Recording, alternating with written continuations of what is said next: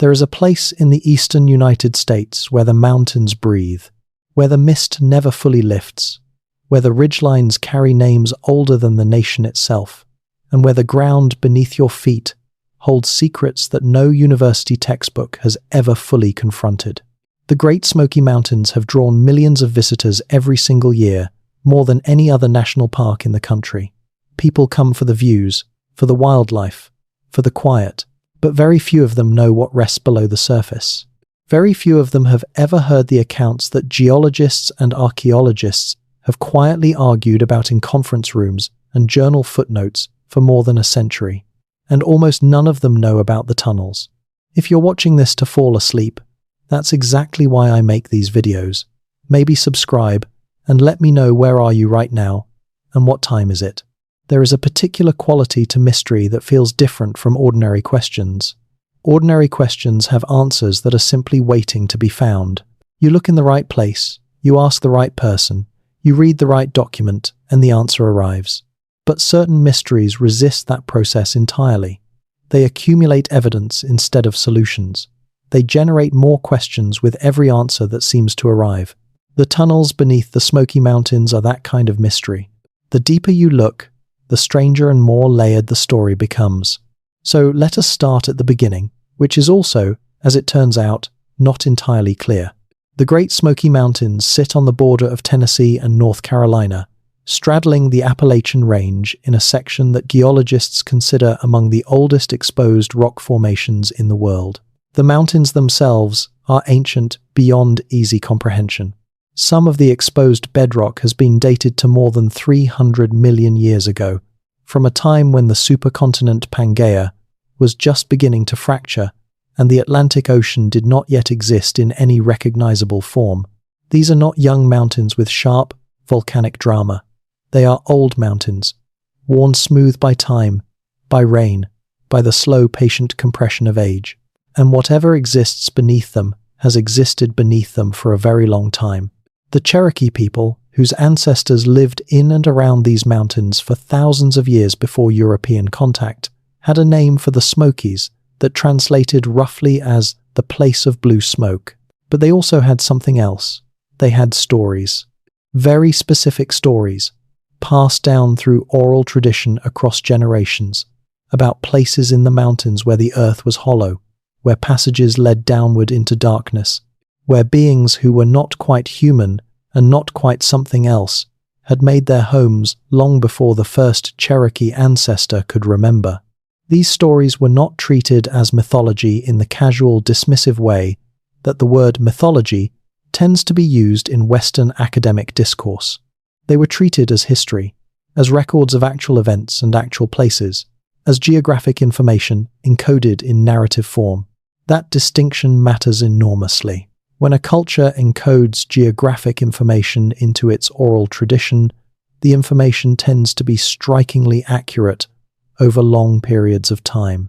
Researchers have documented indigenous oral traditions in Australia that correctly described coastlines and geological features as they existed more than 10,000 years ago, before sea levels rose at the end of the last ice age. The fidelity of oral tradition when it comes to place and geography is not a matter of debate among serious ethnographers. It is established fact. So when the Cherokee said that the Smoky Mountains had passages beneath them, and when they described those passages with enough specificity that certain elders could point to approximate locations on a ridge or along a particular creek valley that deserves more than a politely skeptical smile. The earliest written accounts of tunnel-like formations in the Smokies come from European explorers and surveyors in the late 18th and early 19th centuries. These accounts are scattered across journals, letters, land surveys, and the occasional published travel narrative, none of which was specifically focused on tunnel systems or underground structures. The references appear almost incidentally, as details in the margins of other stories. A surveyor named Amos Whitmore, working in the region sometime around Tishant's Oceanset Devanishcha, wrote in a letter to a colleague that he had encountered what he described as a worked passage in the rock, approximately wide enough for 2 men to walk abreast, that descended at an angle into the mountainside, for a distance he estimated at considerably more than 100 yards before his torch gave insufficient light to continue.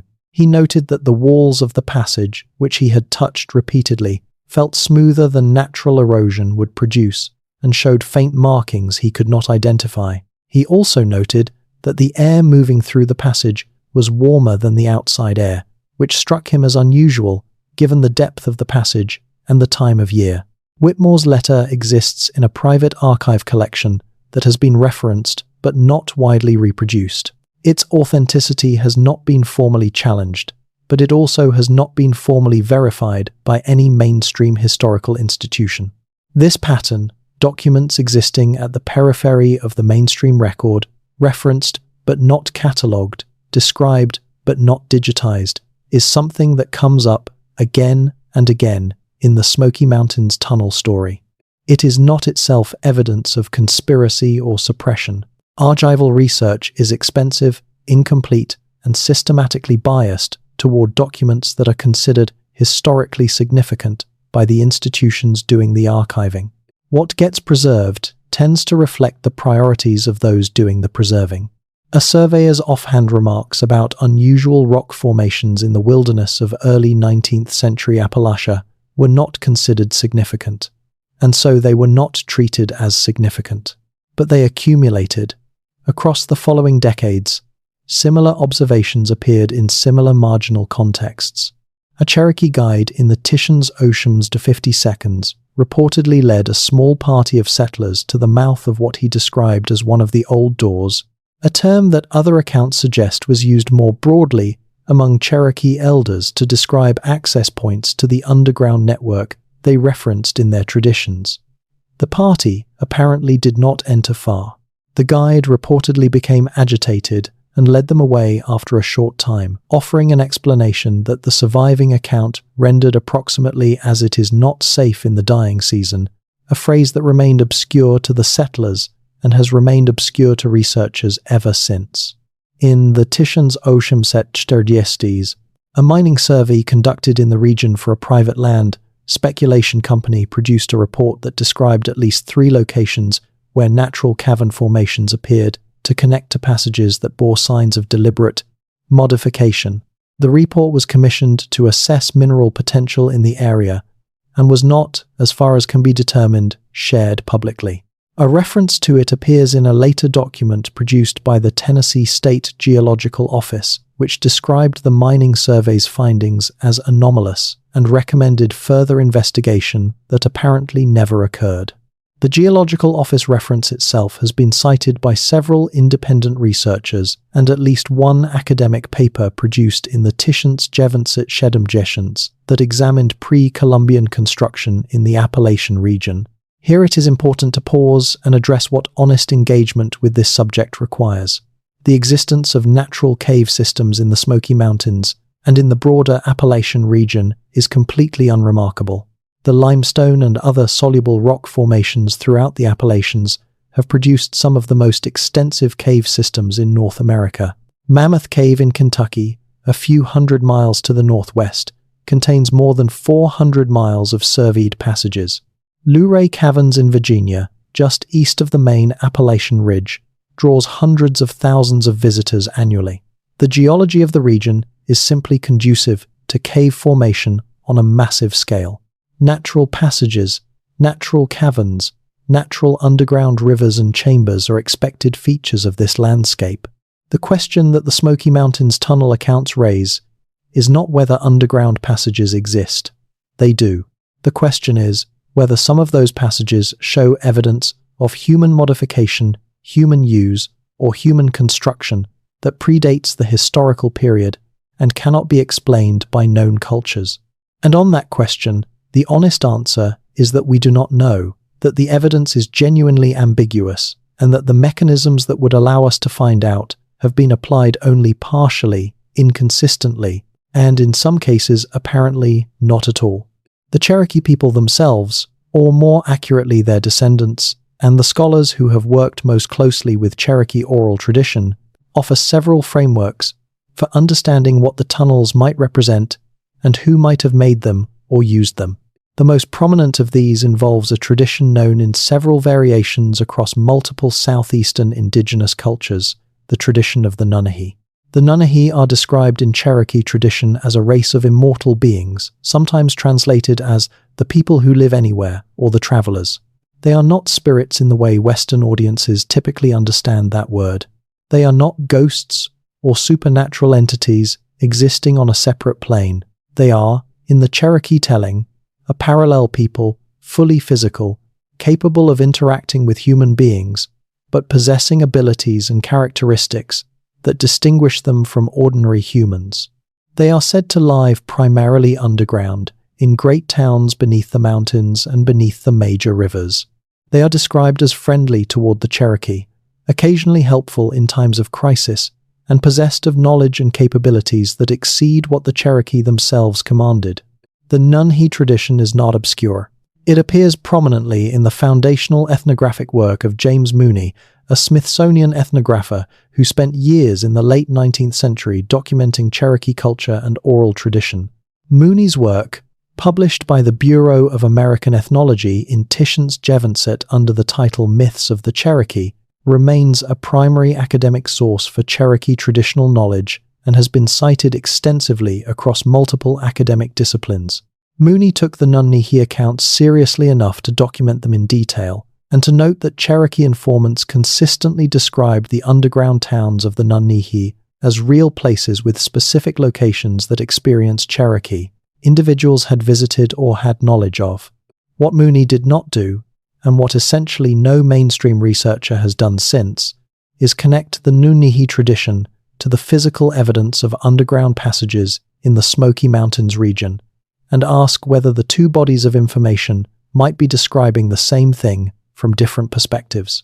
This is a significant methodological gap. Oral tradition and physical evidence are not normally treated as independent verification systems in American archaeology. They probably should be, at least in cases where the oral tradition is sufficiently specific and the physical evidence is sufficiently anomalous. But they are not, and so the gap persists. To understand why that gap exists and why it has persisted for as long as it has, it helps to understand something about the history of American archaeology itself and about the particular intellectual and political climate that shaped how pre-Columbian North America came to be understood, or more precisely, misunderstood by the dominant academic tradition. For most of the 19th century, there was a serious and sustained attempt by American intellectuals, scientists, and politicians to demonstrate that the indigenous peoples of North America were incapable of the kinds of complex social organization and large-scale construction that the archaeological record clearly showed. The massive earthworks of the Mississippi Valley, the enormous geometric enclosures of the Ohio River region, the sophisticated urban centers of the Southwest, all of these were attributed by mainstream 19th century scholarship to lost races, Vikings, Welsh princes, the lost tribes of Israel, survivors of Atlantis, ancient Egyptians, visitors from any civilization that was not Native American. The actual ancestors of the people who were living in North America at the time of European contact were consistently excluded as possible builders of whatever was most impressive in the archaeological record. This was not subtle. It was explicit, systematic, and politically motivated. The argument that North American indigenous peoples had not built the impressive structures that the landscape contained was used directly to justify the dispossession of those peoples, the logic being that if they had not built it, they had not truly inhabited the land in any meaningful sense, and therefore the land was available for those who would build upon it. The mound builder controversy, as historians of science call it, was resolved definitively in favor of indigenous origin by the end of the 19th century, primarily through the work of Cyrus Thomas and the Bureau of Ethnology. But the resolution came late, and the intellectual habits it had nurtured persisted far longer than the specific claims they had supported. The relevance to the Smoky Mountains tunnels is this. American archaeology developed during a period when it was systematically disinclined to attribute significant pre-Columbian construction to indigenous North Americans. Even after the mound builder controversy was settled, the methodological conservatism that had been required to win that argument produced a discipline that was very cautious about attributing underground construction to pre-Columbian North American peoples, because underground construction was seen as belonging to a different category of complexity than earthwork mounds, and because the Smoky Mountains region specifically had been less intensively studied than the Mississippi Valley or the Ohio region. The combination of methodological conservatism and insufficient field research meant that the tunnel question was never seriously engaged. It was acknowledged in footnotes and set aside in favor of more tractable problems. This is not a conspiracy. Conspiracies require active coordination, active suppression, active effort to prevent information from reaching the public. What happened with the Smoky Mountains tunnel question is something more banal and more systemic.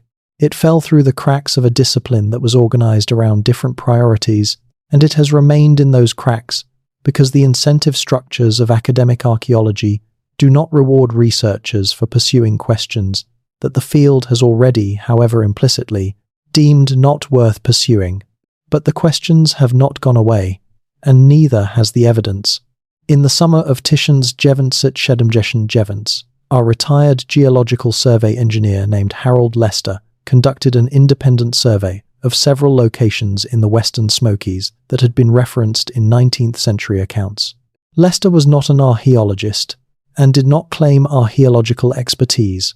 He was a practical man with surveying equipment and a systematic approach. He documented 14 locations where he observed what he described as passage openings that showed evidence inconsistent with purely natural formation. His report, self-published and circulated privately, was eventually referenced in a Tishans Jeventsit Oshemjeshant Chteri article in a small journal focused on alternative archaeology that has since ceased publication. The journal article was never peer-reviewed in any mainstream sense, and Lester's original report is difficult to obtain.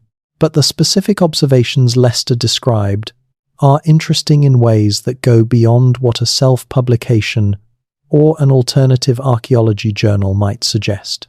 He noted, at several of the locations he surveyed, that the passage walls showed a consistent angle of modification that he associated with deliberate tool work rather than natural erosion or fracture. He noted that the floor surfaces at several locations showed a degree of smoothness inconsistent with the natural rock type, which was primarily metamorphic schist and gneiss, rock types that weather to rough, irregular surfaces rather than smooth ones. He noted that at 2 locations, the passage orientation showed an alignment with cardinal directions that he calculated as unlikely to occur by chance in passages of that length. And he noted that, at one location, he observed what appeared to be a partially intact lintel doorframe cut from the rock, approximately 4 feet high and 2.5 feet wide, with the remains of a threshold stone still in place. That last observation is the most striking and the most difficult to evaluate. A lintel doorframe cut from rock is not a natural formation. If Lester's observation was accurate, it would represent unambiguous evidence of constructed architecture in a pre-Columbian Appalachian underground context. It would be a discovery of enormous significance, and yet it has never been independently verified, because no mainstream researcher has returned to the location Lester identified to check. This is, at this point in the story, not surprising, but it is worth sitting with for a moment. The location is identifiable from Lester's description. The Smoky Mountains, despite their popularity as a tourist destination, contain enormous areas of wilderness that are rarely visited by anyone at all. The passage Lester described is not in a well-trafficked area. A properly equipped team of archaeologists with a few days of fieldwork could determine whether his observation was accurate or mistaken. That work has not been done, and the reason it has not been done is not logistical. It is a matter of priority and institutional will. What would motivate an archaeological institution to prioritize that kind of fieldwork? Normally, it would be the existence of a documented site with strong preliminary evidence of significance. But in American archaeology, the existence of a documented site in the ethnographic record or in non-peer-reviewed literature does not automatically trigger formal investigation. There is a formal process of site nomination and review that tends to favor sites already known through mainstream research. Sites that exist only in the margins of the mainstream record have no automatic pathway to formal investigation. They require a champion within the institutional system, someone willing to stake professional reputation on what might turn out to be a dead end or a misidentification. That kind of champion has not yet emerged for the Smoky Mountains tunnel question, which means we are left, for now, with the evidence as it exists.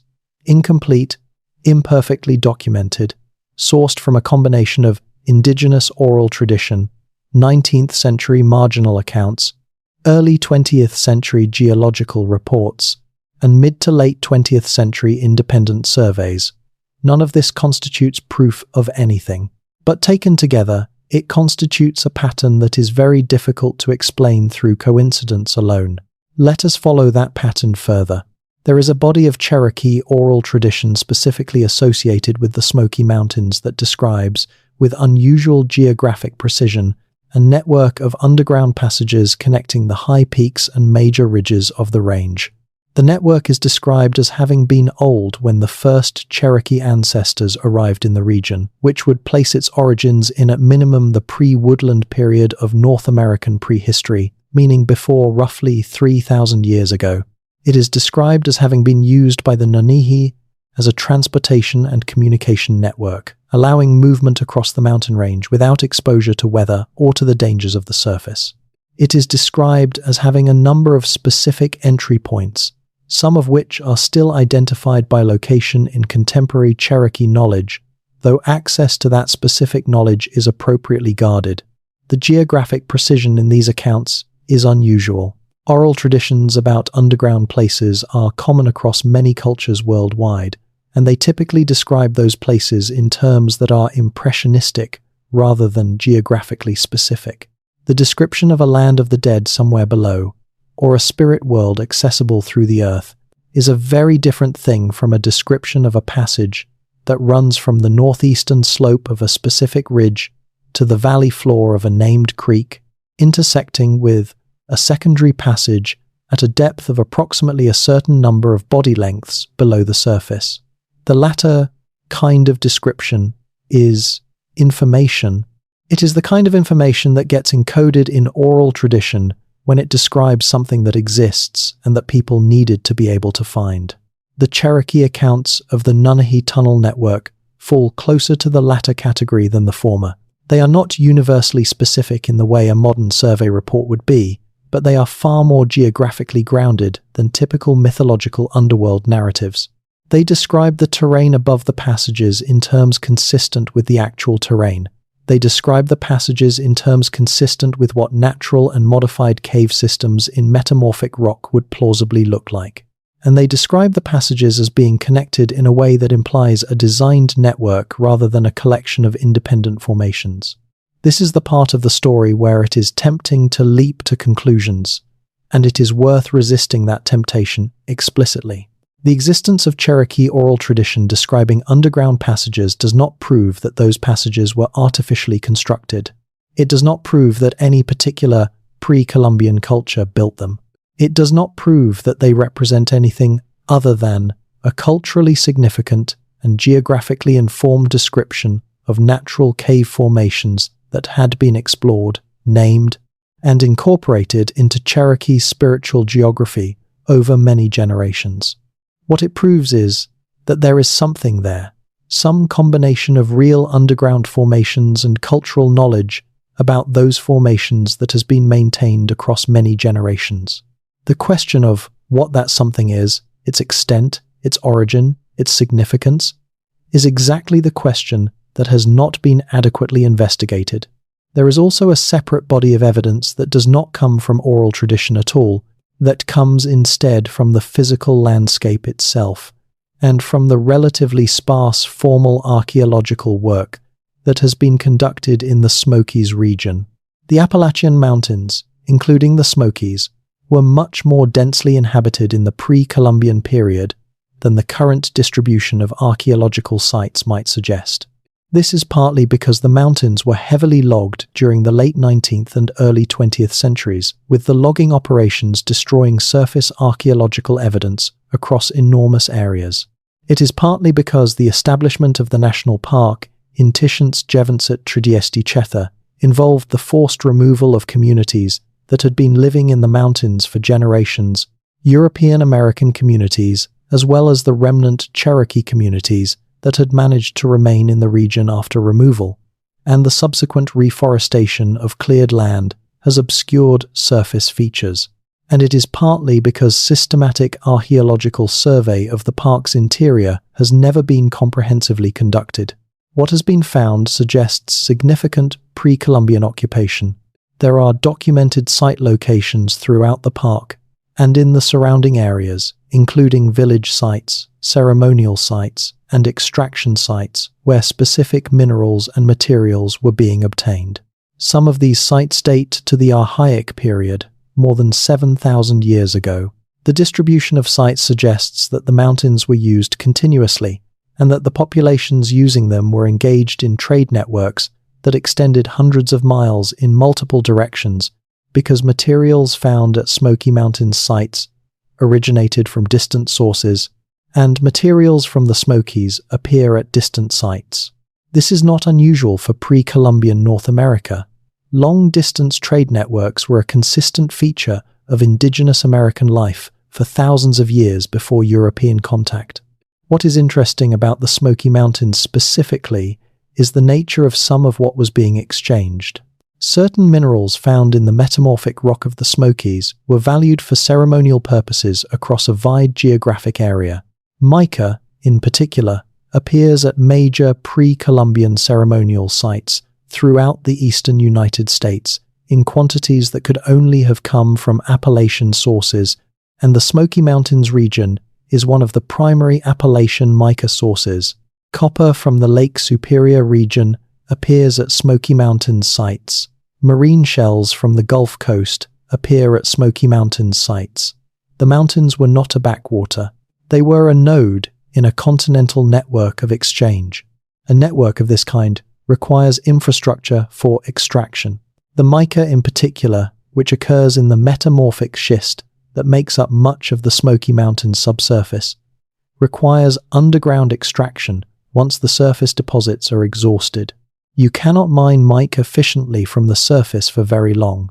You have to follow the seams underground, and mining, unlike most other human activities, leaves behind very durable physical evidence. It leaves passages. The Cherokee were accomplished miners. Their traditions include specific knowledge of subsurface extraction, of following mineral seams, of preventing collapse, and of ventilating underground workings. This knowledge is documented in the ethnographic record, and it raises a straightforward question. If the Cherokee were mining mica and other materials from the Smoky Mountains subsurface across thousands of years, where are the mining passages? Some of them have been found. There are documented pre-Columbian mining sites in the broader Appalachian mica belt that show evidence of underground work, small passages, extraction pits, tool marks in the rock. These sites are acknowledged in the archaeological literature, though they are not widely publicized. But they raise a further question. How extensive were those workings? And do they connect to the passages described in the oral tradition and in the 19th century accounts? The answer to those questions is genuinely unknown. The scale of pre-Columbian mica extraction from Appalachian sources was substantial. The quantities of mica found at major ceremonial sites hundreds of miles from the mountains imply extraction on a large scale over a long period of time. The kind of extraction that would leave behind a significant underground footprint, but that footprint has not been mapped. It has not been comprehensively surveyed. The portions of it that have been identified tend to be small and isolated because the investigations that found them were not designed to look for a larger network. They were designed to document individual sites, and individual sites were what they found. There is also a separate line of evidence that comes from a very different source, from the accounts of early European American settlers who lived in and around the Smoky Mountains before the establishment of the national park. These accounts are preserved in a variety of forms: local histories, newspaper archives, church records, collections of oral history conducted by folklorists working in the region during the early 20th century, and the records of the Works Progress Administration, which conducted extensive oral history collection projects throughout Appalachia during the Tishnts In these accounts, references to unusual underground features in the Smokies appear with a frequency that is striking once you start looking for them. A local history of Sevier County, Tennessee, published in Tishnts Shedem, mentions in a brief passage that settlers in one particular valley had discovered what they described as Indian caves that appeared to have been made rather than formed, with walls bearing marks that no natural process could explain. A VPA oral history from Tishnts Shest records the account of an elderly woman who described how her grandfather, one of the early settlers of Swain County, North Carolina, had encountered a passage in the mountains that he believed to be very old and very deep, and that he had been told by a Cherokee neighbor that the passage was one of many, and that they ran throughout the mountains like veins in a body. A newspaper account from a Knoxville paper in Tishnts Jeden described the discovery by a hunting party of an entrance to what the account called a worked cavern in the eastern Smokies, with the hunters declining to enter beyond the opening because of the smell of the air, which one of them described as unlike any cave he had encountered before, not the cold mineral smell of natural caverns, but something warmer and more complex. Individually, each of these accounts can be questioned. Local histories written in the 19th century are not subject to peer review. WPA oral histories reflect the memories and interpretive frameworks of their subjects and the assumptions of the interviewers. Newspaper accounts of unusual discoveries in remote areas are notoriously unreliable. Any individual account in this collection could be misremembered, misinterpreted, exaggerated, or simply wrong. But the pattern of accounts across sources that are independent of each other, from settlers who had no particular reason to coordinate their stories, from oral histories collected decades apart in different counties, from newspaper accounts of different events at different times, that pattern is harder to dismiss. If the reports were the result of deliberate fabrication, they would tend to show consistent details borrowed from each other. They do not. They show the kind of variation that occurs when different people describe different encounters with similar phenomena. The passages are described as being in different locations. They are entered to different depths. The features that attract attention vary from account to account. The reactions of the people who encounter them vary. This is the signature of multiple independent encounters with real features, not the signature of a shared mythology being circulated and embellished. The temperature anomaly noted in several accounts is particularly interesting from a physical standpoint. Natural caves in the Smoky Mountains, as in most temperate regions, maintain a relatively constant temperature corresponding to the average annual surface temperature of the region, which in the Smokies is around 55 degrees Fahrenheit. A passage that is warmer than this would suggest either geothermal activity, which does not characterize the Smoky Mountains region, or a volume of enclosed underground space large enough that it retains the heat of biological processes decomposing organic material, or simply the accumulated warmth of enclosed air over long periods. A large, enclosed underground network would, over time, develop a thermal profile somewhat distinct from small, isolated natural caverns.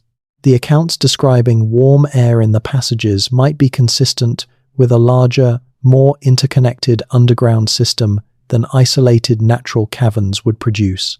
This is speculative. It is worth being clear about that. The thermal observations in historical accounts are not controlled measurements. They are subjective impressions recorded by people who were not trying to gather scientific data.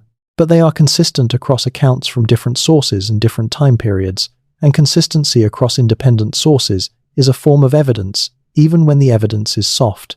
Let us now turn to something that has remained almost entirely outside the published discussion of the Smoky Mountains tunnels, but that may be one of the most important pieces of context for understanding what the tunnels might represent and where they might have originated.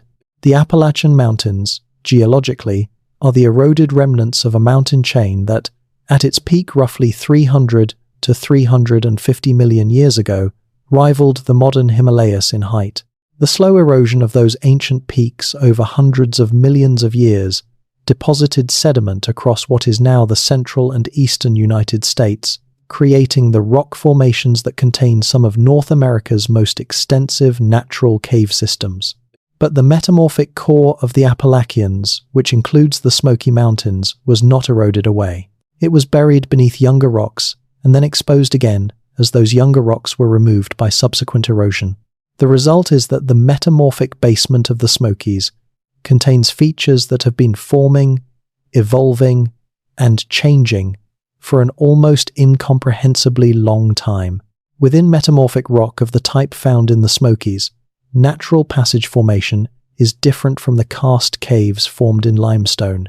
Limestone caves form through the chemical dissolution of the rock by slightly acidic water. Metamorphic caves form through a combination of tectonic fracturing, the movement of hot mineral-rich fluids through the rock, and the mechanical erosion of those fractures by water over very long periods. The result tends to be narrower, more irregular, and more complex in 3 dimensions than limestone caves, but also potentially very extensive, because the fracture networks in metamorphic rock can extend for great distances. What this means is that the Smoky Mountains are geologically capable of containing an extensive natural fracture passage network that has been available for human exploration and modification for as long as humans have been in the MARD region. The natural substrate exists. The question of whether it was modified and to what degree is the question that remains open. In the mid-20th, a small group of independent researchers working with ground-penetrating radar and other remote sensing technologies conducted surveys at several locations in the Smoky Mountains that had been identified in historical accounts as potential tunnel access points. The group was not affiliated with any academic institution, and their work was not submitted to peer-reviewed journals. Their findings, published on a website that has since become difficult to access in its original form, described anomalous subsurface features at several of the surveyed locations. Features that the radar returns suggested were enclosed spaces rather than solid rock, at depths ranging from a few meters to more than 20 meters. Ground-penetrating radar is a legitimate technology with genuine scientific applications, and its use in archaeological survey is well established. The interpretation of radar returns from complex metamorphic subsurface environments is also genuinely challenging, and the possibility of misidentification of natural fracture networks as artificial passages is real. The independent researchers who conducted these surveys did not have the geological expertise to definitively distinguish between natural and modified underground features based on radar returns alone. Their conclusions were therefore necessarily provisional, but the locations of the anomalies they identified were strikingly consistent with several of the historical accounts. At one location in particular, a site in the western part of the park that had been referenced in both Cherokee oral tradition and in a 19th century settler account, the radar survey showed what appeared to be a linear feature extending at a consistent depth for more than 100 meters before the equipment's range was exhausted. A natural fracture in metamorphic rock can certainly extend for more than 100 meters, but a fracture of consistent depth and linear orientation over that distance in a terrain as topographically complex as the Smokies would be unusual. Linear features in natural fracture networks tend to follow the orientation of the regional stress field and the foliation of the rock, which in the Smokies is generally oriented northeast to southwest. A feature extending in a different orientation with consistent depth over a long distance would be more difficult to attribute to purely natural processes.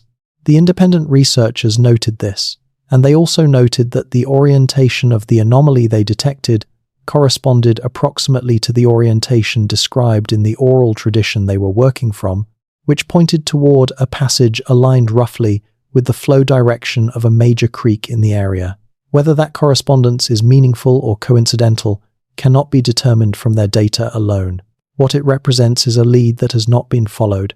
It is worth stepping back at this point and asking a question that the preceding material might seem to make obvious, but that actually requires careful examination. Why would anyone build tunnels through the Smoky Mountains? What purpose would an underground network in this region serve? The trade network function has already been mentioned. The ability to move goods and people through the mountains without weather exposure and without visibility from above would have been a significant logistical advantage for a population engaged in long-distance trade across a mountain range.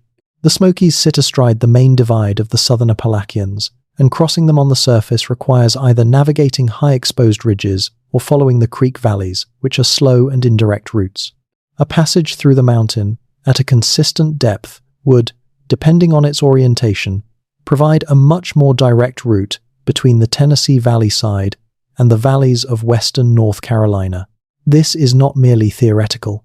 There are documented examples from other parts of the world of ancient underground passage systems that served precisely this function. The Qanat systems of the Middle East and Central Asia, for example, are networks of underground channels constructed thousands of years ago that moved water from mountain aquifers to lowland agricultural areas over distances of many kilometers. Some of these systems are more than 2,000 years old, and yet they are so well constructed that portions of them are still functional today. The Incas of the Andes constructed underground storage chambers and passage systems throughout the Cordillera that connected the imperial road network to underground facilities that could supply armies and trade caravans regardless of surface weather conditions.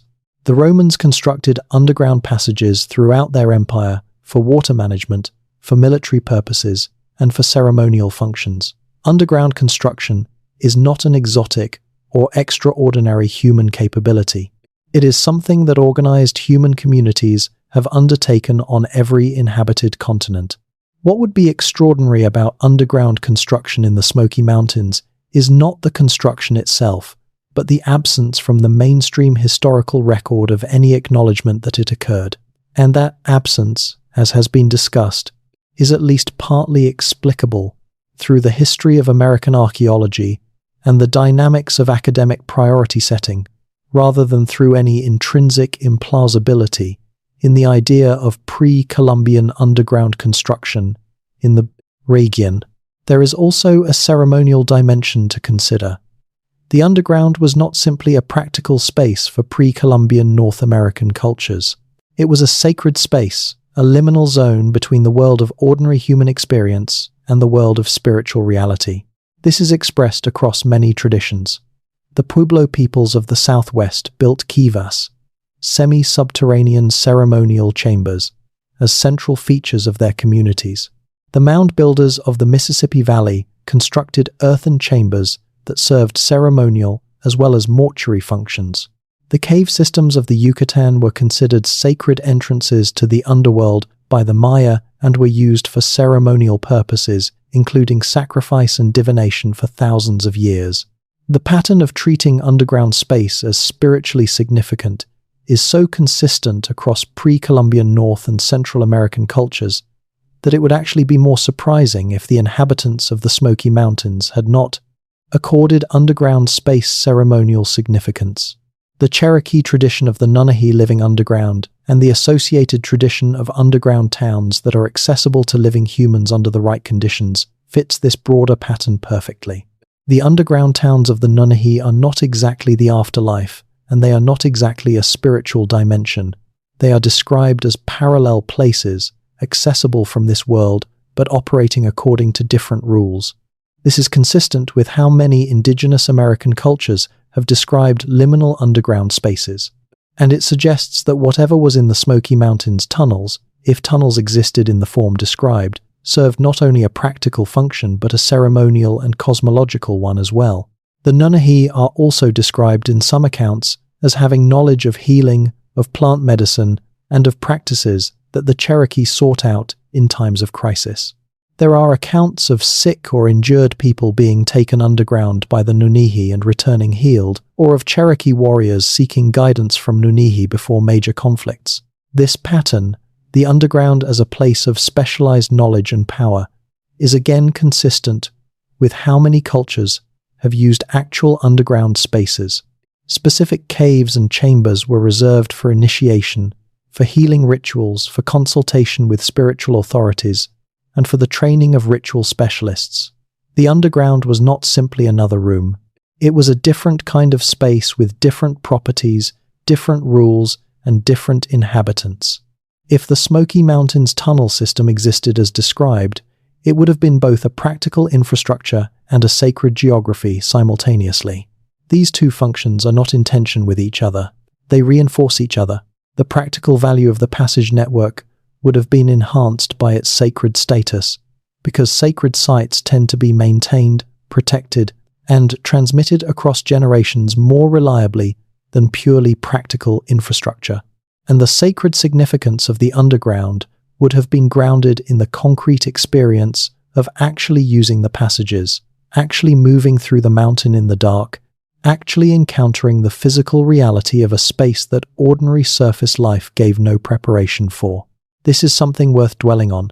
Moving through a passage in the rock of a mountain, in darkness broken only by torchlight, with the weight of the mountain above you and the sound of deep water somewhere ahead or below, is a fundamentally different kind of human experience from anything available on the surface. It changes your relationship to the scale of the world, to the permanence of the earth, to the smallness of the human body in relation to the geological forces that shaped the terrain. Cultures that regularly inhabited and used underground spaces developed cosmologies that reflected that experience. The underground was not a metaphor for something else. It was a real place that inspired the metaphors. There is a particular geological feature of the Smoky Mountains that connects the physical landscape to the ceremonial traditions in a way that has not been widely discussed in the context of the tunnel question. The mountains, as noted, are composed primarily of metamorphic rock, schist and gneiss, with intrusions of other rock types, including quartzite and occasional marble lenses. The marble, where it occurs, is a chemically reactive rock type that has been subject to dissolution by the slightly acidic groundwater flowing through the region for millions of years. The result is that where marble lenses occur within the metamorphic sequence, there are likely to be karst features, caverns, and passages formed by dissolution, embedded within the broader matrix of metamorphic rock. These marble lenses are not random in their occurrence. They follow the foliation of the metamorphic sequence and tend to occur in specific zones within the mountain. Some of these zones have been mapped by geological surveys, but the surveys have focused on the surface expression of the marble and have not systematically investigated the extent of dissolution features in the subsurface. This is a significant gap.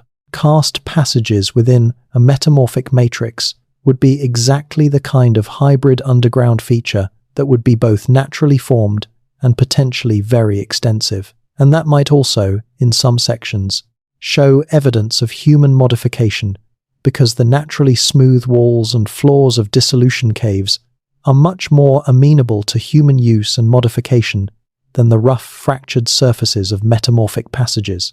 A system of this kind, combining natural dissolution passages in marble lenses with naturally fractured passages in the metamorphic rock between them, would explain some of the variation in accounts. Some passages are described as smooth and regular, consistent with dissolution features. Others are described as rougher and more irregular, consistent with natural fracture passages.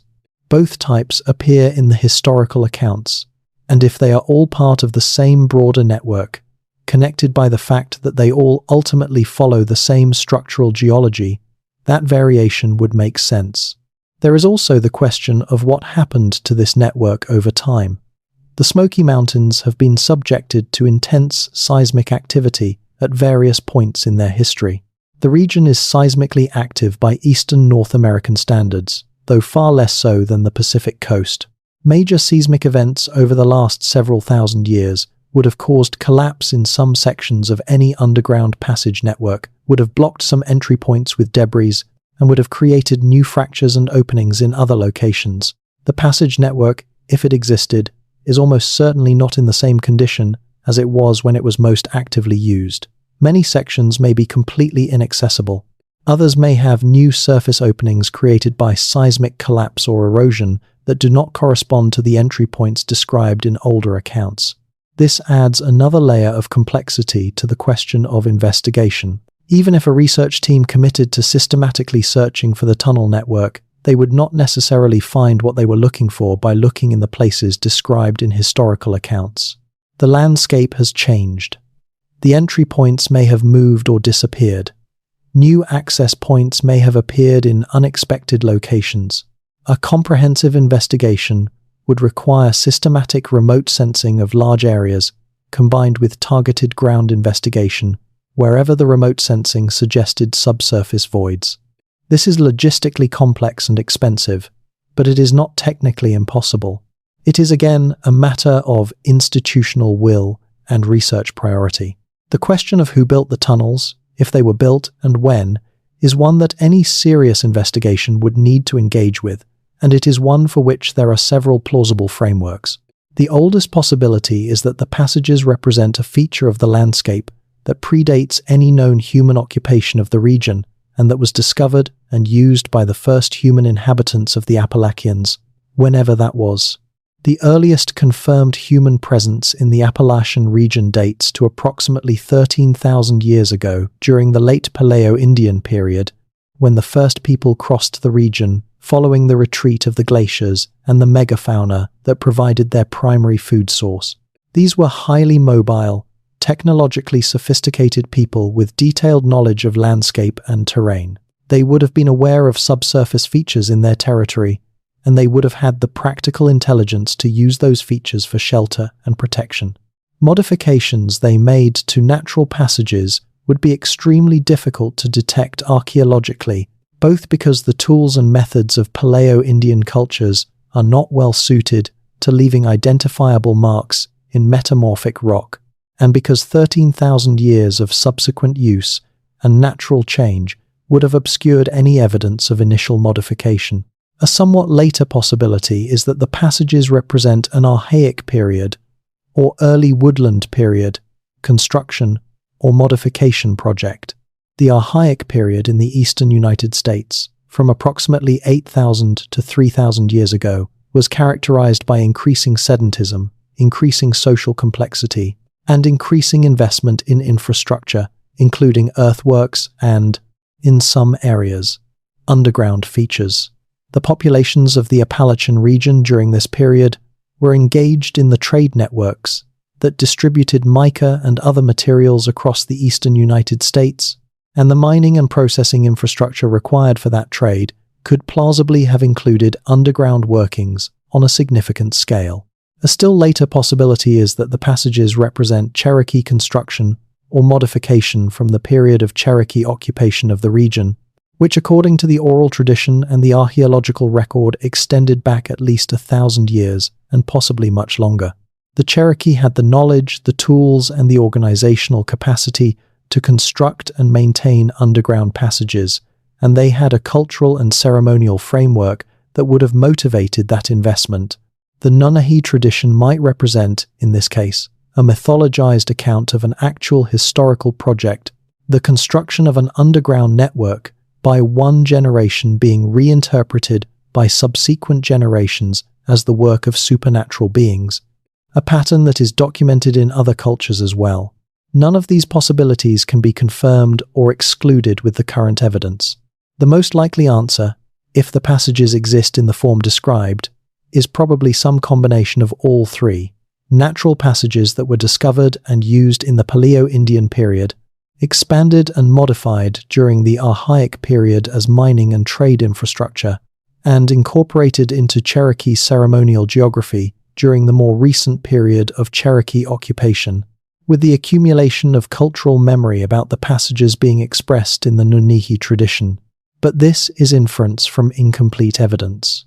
It is the most plausible reconstruction given what is known, not a confirmed account of what happened. What happens to this story from here depends on factors that are not entirely predictable. The advancement of remote sensing technology is making subsurface investigation less intrusive and more comprehensive. LiDAR, which uses airborne laser scanning to produce extremely detailed three-dimensional maps of terrain, has in recent years transformed archaeological survey in forested areas by penetrating the forest canopy to reveal surface features that were previously invisible from the air. The same technology, adapted for ground-penetrating applications, is increasingly capable of revealing subsurface features in complex geological environments.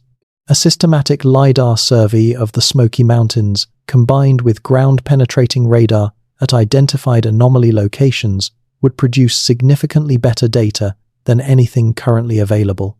The political landscape of indigenous heritage management in the United States has also shifted significantly in recent decades. The Native American Graves Protection and Repatriation Act and related legislation have given indigenous communities more meaningful participation in decisions about the management of sites of cultural significance on federal land, including national parks. The Eastern Band of Cherokee Indians, which maintains a reservation adjacent to the national park, has formal consultation rights regarding archaeological work in the park, and the tribe has shown increasing interest in documentation of its pre-removal cultural heritage. A research project developed in genuine partnership with the tribal community, incorporating indigenous knowledge and respecting indigenous protocols around sacred sites, would have both a stronger ethical foundation and potentially better access to the specific local knowledge that could guide investigation toward the most productive locations. There is also, increasingly, an audience for this kind of work. The public interest in pre-Columbian North American complexity has grown substantially in recent years, driven partly by the increasing accessibility of archaeological literature, partly by documentaries and popular science content that takes pre-Columbian achievements seriously, and partly by a broader cultural shift toward recognizing and engaging with indigenous history on its own terms, rather than through the distorting lens of 19th century prejudice. Research that takes the Smoky Mountains tunnel question seriously, that approaches it with appropriate methodological rigor, while also engaging honestly with the oral tradition and historical accounts that constitute the primary evidence, would find an interested audience and could attract the funding and institutional support that have been lacking.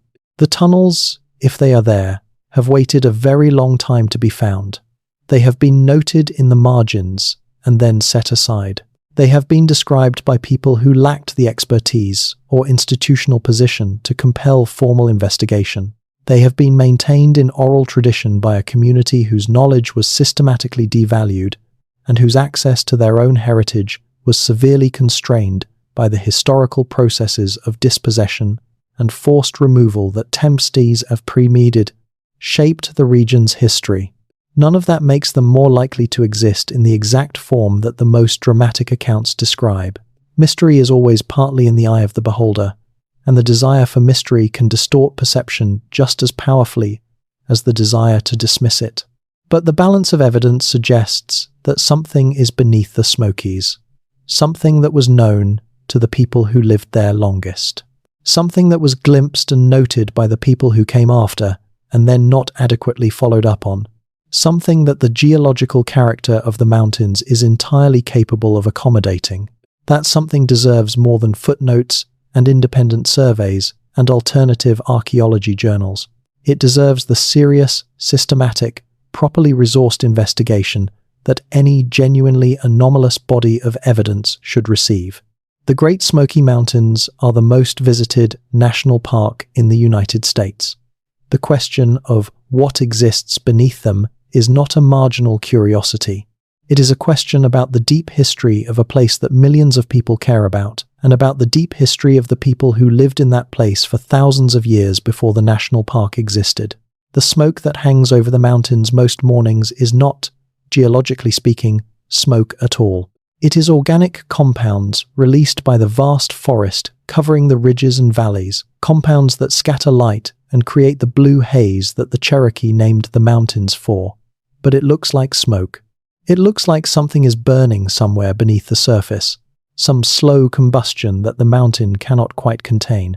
The people who lived in these mountains for thousands of years knew the difference between the haze of evaporating forest and the smoke of a real fire.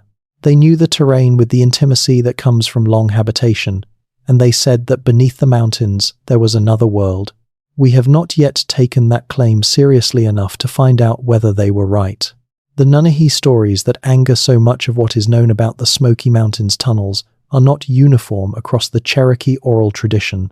There are variations, regional differences in how the underground beings are described, in what the passages connect, in what the rules of access are, and in what happens to humans who enter. These variations are not the sign of a confused mythology. They are the sign of a rich, living tradition that was different in different communities, that reflected the specific geography and local knowledge of each group. And in those variations, there are sometimes details that do not appear in the most commonly cited versions, details that push the story in directions that the standard summary does not capture. One of these details involves water. Several versions of the Nunihi tradition describe the underground passages as following underground waterways, rivers, and streams that flow through the mountains below the surface. The connection between underground passages and underground water is geologically sound. In the marble lenses and in fracture zones within the metamorphic rock, groundwater does flow in concentrated channels rather than diffusing evenly through the rock. These subsurface streams can be substantial, carrying volumes of water that feed the numerous springs and seeps that characterize the Smoky Mountains surface hydrology. The tradition of passages following underground water would be consistent with a situation in which natural water channels had been exploited and modified to create a navigable underground network, using the water channels as the foundation for a human-modified passage system. This is a construction approach that has been documented in other contexts. The Qanat systems of the Middle East, mentioned earlier, work precisely by following underground water channels, and the Anatolian and Persian engineers who built them were doing something not conceptually different from what the Nunihi tradition describes. Whether independently invented or reflecting some broader human insight about the relationship between underground water and underground passage construction, the approach makes engineering sense. Following water finds the path of least resistance through rock. Enlarging and lining those water channels creates passages that have natural drainage and a degree of environmental stability that dry passages lack. The accounts that describe the underground passages as following creek systems also make sense from a geographic standpoint. The major creek valleys of the Smoky Mountains run roughly perpendicular to the main divide of the range, cutting through the mountains from the Tennessee side to the North Carolina side in deep, narrow gorges. The underground drainage systems of the mountains would follow the same general orientation as the surface drainage. Passages that followed underground water would therefore, in broad terms, provide the same mountain crossing routes that the surface creek valleys provide, but at a lower and more protected elevation. The Cherokee oral tradition specifically describes at least some of the underground passages as crossing the main divide, which is exactly what the underground drainage system of the mountains does. This specificity, the alignment of the described passage orientation with what we would expect from the actual hydrology of the mountains, is another form of the geographic precision that distinguishes the Nunihi accounts from typical mythological underworld narratives. A story invented to explain the mystery of the underground would not necessarily be constrained to follow the actual drainage patterns of a specific mountain range. The fact that it does suggests that the tradition is describing real features of a real landscape. There is also the question of the animals. Multiple accounts in the Cherokee tradition and in the European American settler accounts describe the underground passages as inhabited not only by the Nunihi, but by animals that are unusual in some way. In the Cherokee accounts, some of these animals are clearly supernatural, spirit animals that serve as guardians or messengers, but other animal descriptions in the accounts are more straightforwardly naturalistic. They describe large fish in underground streams, particular species of blind or pale salamanders, and in some cases, bats in very large numbers. The fish and salamanders in particular are interesting. The Smoky Mountains and surrounding Appalachian region are home to an extraordinary diversity of freshwater fish and amphibian species, including many cave-adapted species that have evolved in the underground waterway system over long periods. The cave crayfish and cave salamanders of the Appalachian cave systems are well documented by biologists and some species are known from only a handful of locations. The presence of unusual or specialized aquatic animals in the underground passages described in the tradition would be exactly what you would expect if those passages were genuine underground features connected to the regional groundwater system. It is not proof, but it is consistent. The bat accounts are similarly interesting. Bats that roost in large numbers in underground spaces are a well-known feature of cave ecosystems, and the Appalachian region has historically supported large bat populations in its cave systems. A passage network large enough to support major bat colonies would need to have significant volume, multiple levels of air circulation, and access to sufficient foraging territory above ground. The accounts that describe bat emergence from underground passage openings, with descriptions of the animals rising from the earth in great clouds at dusk, are consistent with what observers of large bat colonies would actually see. They are also, notably, a reliable indicator to an informed observer of where a significant underground space is located. Major bat emergences are visible and memorable, and would be encoded in the geographic memory of any culture that inhabited the region. If the Smoky Mountains tunnel network exists and has large bat colonies associated with it, the locations of those colonies might still be detectable today through wildlife survey.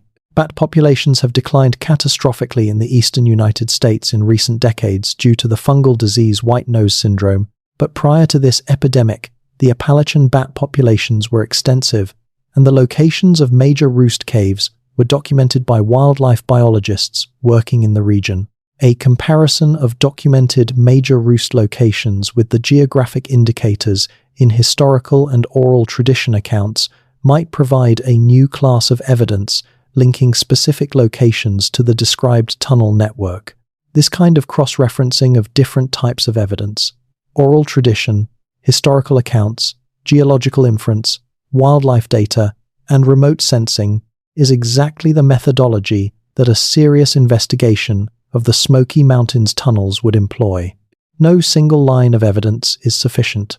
The case for the existence of the tunnel network rests on the accumulation of multiple independent lines of evidence that are individually inconclusive but collectively form a pattern that is difficult to attribute to coincidence.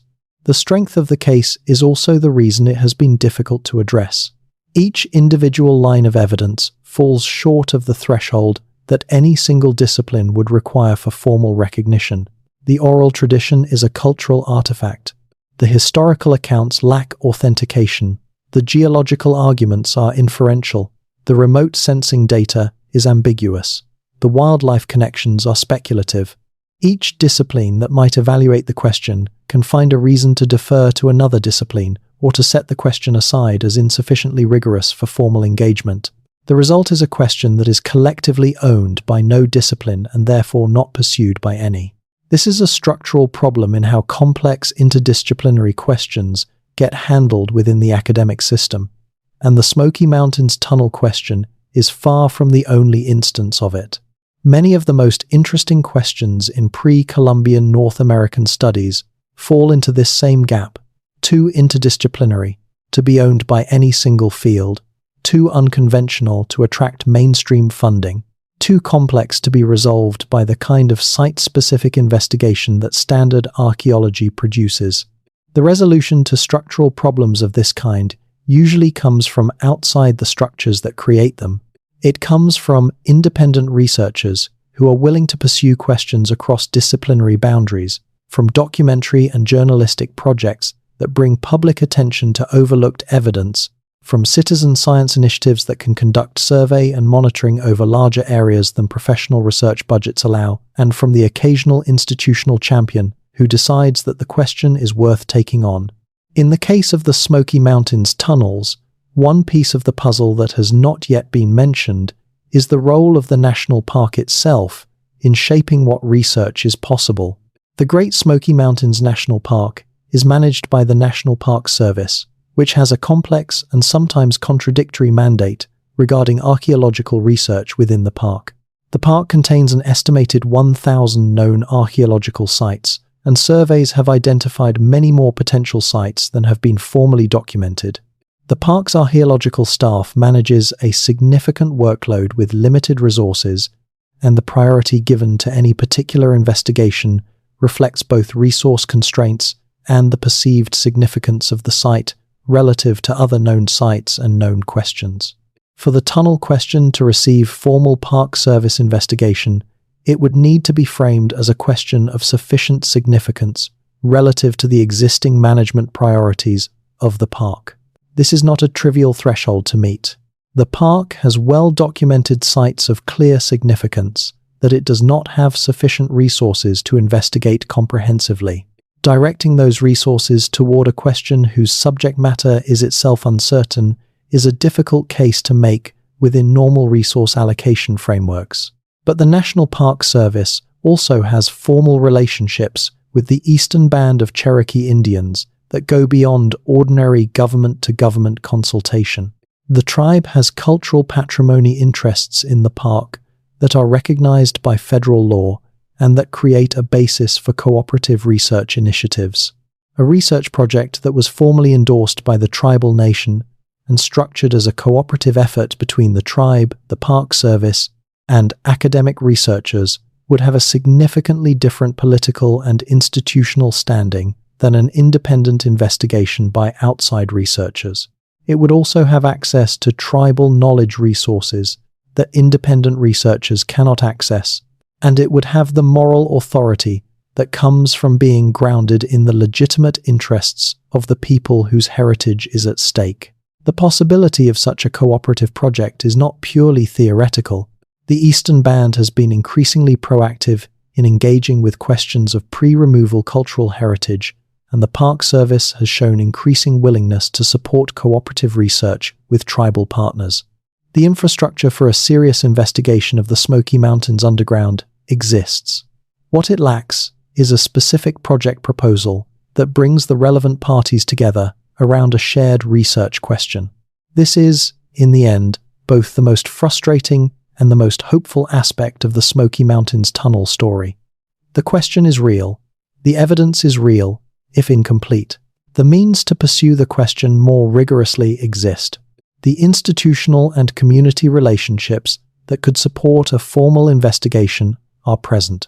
What is needed is the decision to prioritize this question, to commit the necessary resources and attention to an investigation that might confirm, refute, or substantially complicate the picture that the current evidence presents.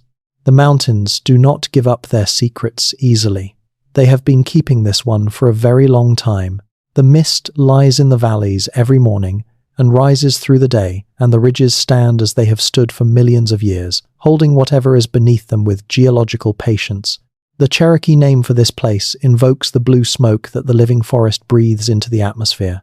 But the Cherokee also knew that the mountains breathed in another way, through openings in the rock where the air moved differently, where the temperature was wrong for the season, where the sound of the mountain was not the sound of wind through trees but something older, something that came from deeper in.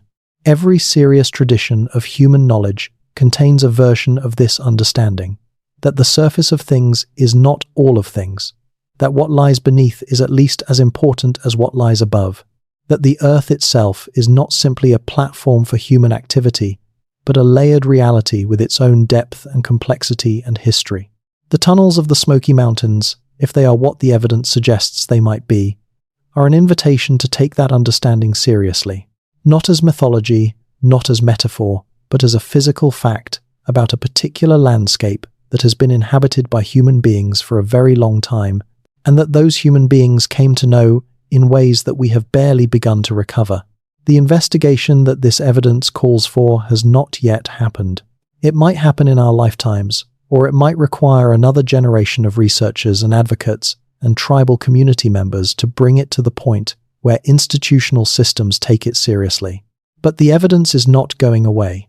The mountains are not going anywhere, and the questions the tunnels pose about who was here, how long they were here, what they knew, and what they built are questions that will not resolve themselves through neglect.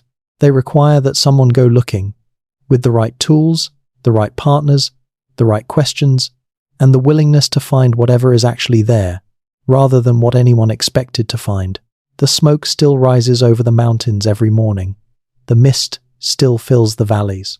And somewhere beneath the oldest peaks in eastern North America, the answer to one of the region's most enduring mysteries waits in the dark, as patient as the rock itself, for someone to bring a light. The story of the Smoky Mountains tunnels does not end with the physical evidence or even with the possibility of future investigation. There is a philosophical dimension to this question that extends beyond the specific case and touches something fundamental about how we understand the human past and our relationship to the landscapes we inhabit.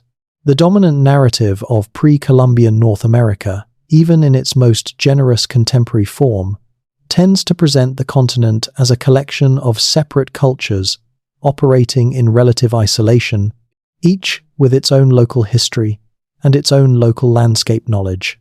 The great mound-building civilizations of the Mississippi Valley, the sophisticated societies of the Ohio region, the complex Pueblo cultures of the Southwest. These are acknowledged as impressive, but they are often presented as exceptions in a broader story of simple forager societies living lightly on the land. The idea of a continental-scale, interconnected civilization with sophisticated infrastructure, including underground construction, is, in this narrative, anachronistic, something that belongs to the old world, not to the new. But this narrative does not fit the evidence. The trade networks of pre-Columbian North America were genuinely continental in scope. Copper from the Great Lakes appeared at sites in Florida and in the Rockies. Obsidian from Yellowstone appeared at sites in Ohio. Marine shells from both coasts appeared at inland sites thousands of miles from the ocean. Mica from the Appalachians appeared at Hopewell ceremonial sites throughout the Midwest. These materials did not travel by accident. They moved through organized networks of exchange involving multiple communities across thousands of miles, sustained over hundreds of years. A trade network of that scale and duration is not the product of simple societies. It requires something like political infrastructure, agreements between communities, reliable routes, established protocols of exchange, and the organizational capacity to move goods efficiently across long distances. Some of that infrastructure was, undoubtedly, above ground. But in a landscape like the Appalachian Mountains, where weather and terrain present serious challenges to surface travel, some of it may have been below ground. The Smoky Mountains sit at the geographic heart of the Appalachian mica belt and at the nexus of several of the major trade routes that connected the Gulf Coast to the Great Lakes and the Mississippi Valley to the Atlantic seaboard. Their position in the continental exchange network of pre-Columbian North America was not peripheral, it was central. And the question of how the communities at that nexus managed and organized that position, what infrastructure they built, what knowledge they maintained, and what relationship they had to the landscape they inhabited, is a question of genuine historical significance. The tunnels, if they exist in the form the evidence suggests, would be a piece of that infrastructure.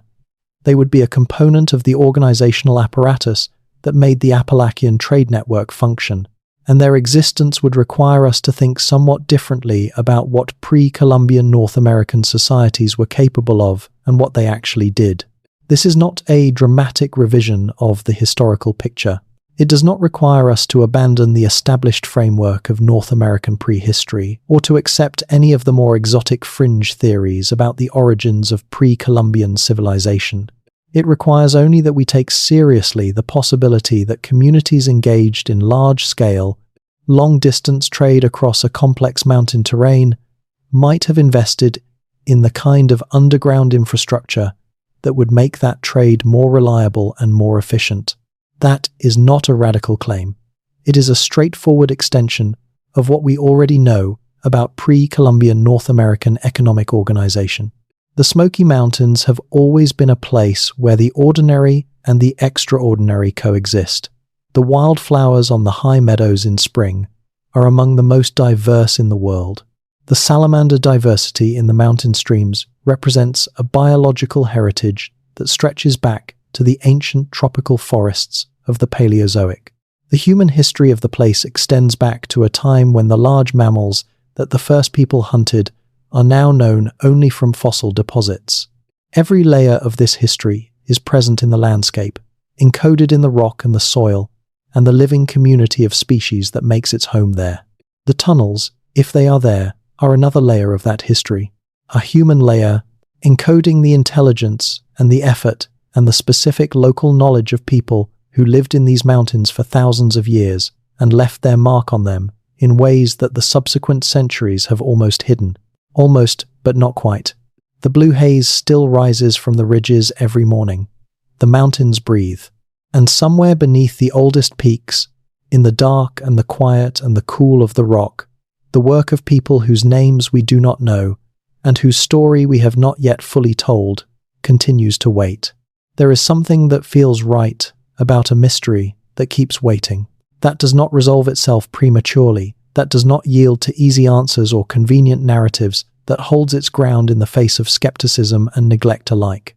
The Smoky Mountains tunnels are that kind of mystery. They have been there for a long time. They will be there for a long time more. And the people who eventually go looking for them, with the right equipment and the right questions and the right relationships with the communities whose heritage is at stake, will find something. Whatever they find, it will be more interesting than the absence of investigation that currently characterizes our relationship to this question. The mountains keep their secrets well, but they do not keep them forever. The rock erodes, the forest changes, the water finds new channels, and eventually the thing that was hidden comes to light. Sometimes it takes a geologist's hammer. Sometimes it takes a remote sensing array. Sometimes it takes the sustained attention of a community that refuses to let the question drop. The Smoky Mountains tunnels need all three. They need the tools, the technology, and the commitment. And they need, perhaps most of all, the people who are willing to take seriously what the Cherokee elders have been saying for as long as anyone has been listening. That beneath the mountains, in the dark and the deep and the quiet of the ancient rock, there is another world, one that we have not yet fully entered and that we do not yet fully understand. But we could. That is the remarkable thing. We actually could. The tools exist, the knowledge exists. The institutional relationships that could make formal investigation possible exist. All that is needed is the decision, made by someone with the capacity to act on it, that this question is worth pursuing. That the Blue Smoke Mountains and what lies beneath them deserve the full attention of the full range of human inquiry that is available to us. Until that decision is made, the tunnels wait, as they have always waited, with the patience that only stone and the darkness behind stone can truly possess. And when you walk the trails of the Smokies on a quiet morning, when the mist is still in the valleys and the air has that particular coolness that precedes the heat of the day, it is worth pausing for a moment and thinking about what is beneath your feet, about the millions of years of geological history that produced the rock under the soil, about the thousands of years of human history that produced the paths you are walking, about the possibility that somewhere in the mountain you are standing on, there is a passage that a person walked before the memory of the oldest living person's oldest ancestor, a passage cut or followed or used by someone who knew this landscape in a way you never will, who understood the mountain from the inside out, and who left behind something that we have not yet found. The mountains breathe blue smoke into the sky every morning. The answer breathes with them, waiting to be asked for properly, waiting for someone to follow the smoke back to its source, down through the rock and the time and the dark, to whatever is waiting there. We can hope that someone will. The evidence suggests that it would be worth their while. There is a historian whose name does not appear in any major university press publication who spent most of his adult life in a small house near the edge of the national park boundary in Swain County, North Carolina. His name was Elias Cornstalk Birdsong, and he was of mixed Cherokee and Scots-Irish descent, a combination that was common in the mountains and that gave him a kind of double inheritance. The oral tradition of the Cherokee communities his grandmother had grown up in, and the documentary instinct of the Scots-Irish Presbyterian tradition that had produced generations of meticulous record keepers in the Appalachian valleys. He spent 40 years, from roughly 1920 to his death in 1980, lecting every reference he could find to the underground passages of the Smokies, in newspaper archives, in county histories, in church records, in the oral accounts of elderly neighbors, and in the Cherokee language materials that he was one of a small number of non-tribal members capable of reading. Birdsong never published his findings in any conventional sense. He produced a hand-typed manuscript, approximately 400 pages long, that he titled Beneath the Blue Smoke, a documentary history of the underground of the Smoky Mountains. Copies of this manuscript, made on a manual typewriter and distributed by Birdsong himself, exist in at least 4 locations: the Museum of the Cherokee Indian in Cherokee, North Carolina, the Special Collections Library at Western Carolina University, the Archive of the Tennessee State Library and Archives in Nashville, and the private collection of one of Birdsong's grandchildren. The manuscript has never been digitized, never been formally catalogued, and never been cited in any peer-reviewed publication. It is known to exist to a small number of independent researchers and to a slightly larger number of Cherokee cultural heritage workers, but its contents have not been systematically evaluated by any mainstream academic institution.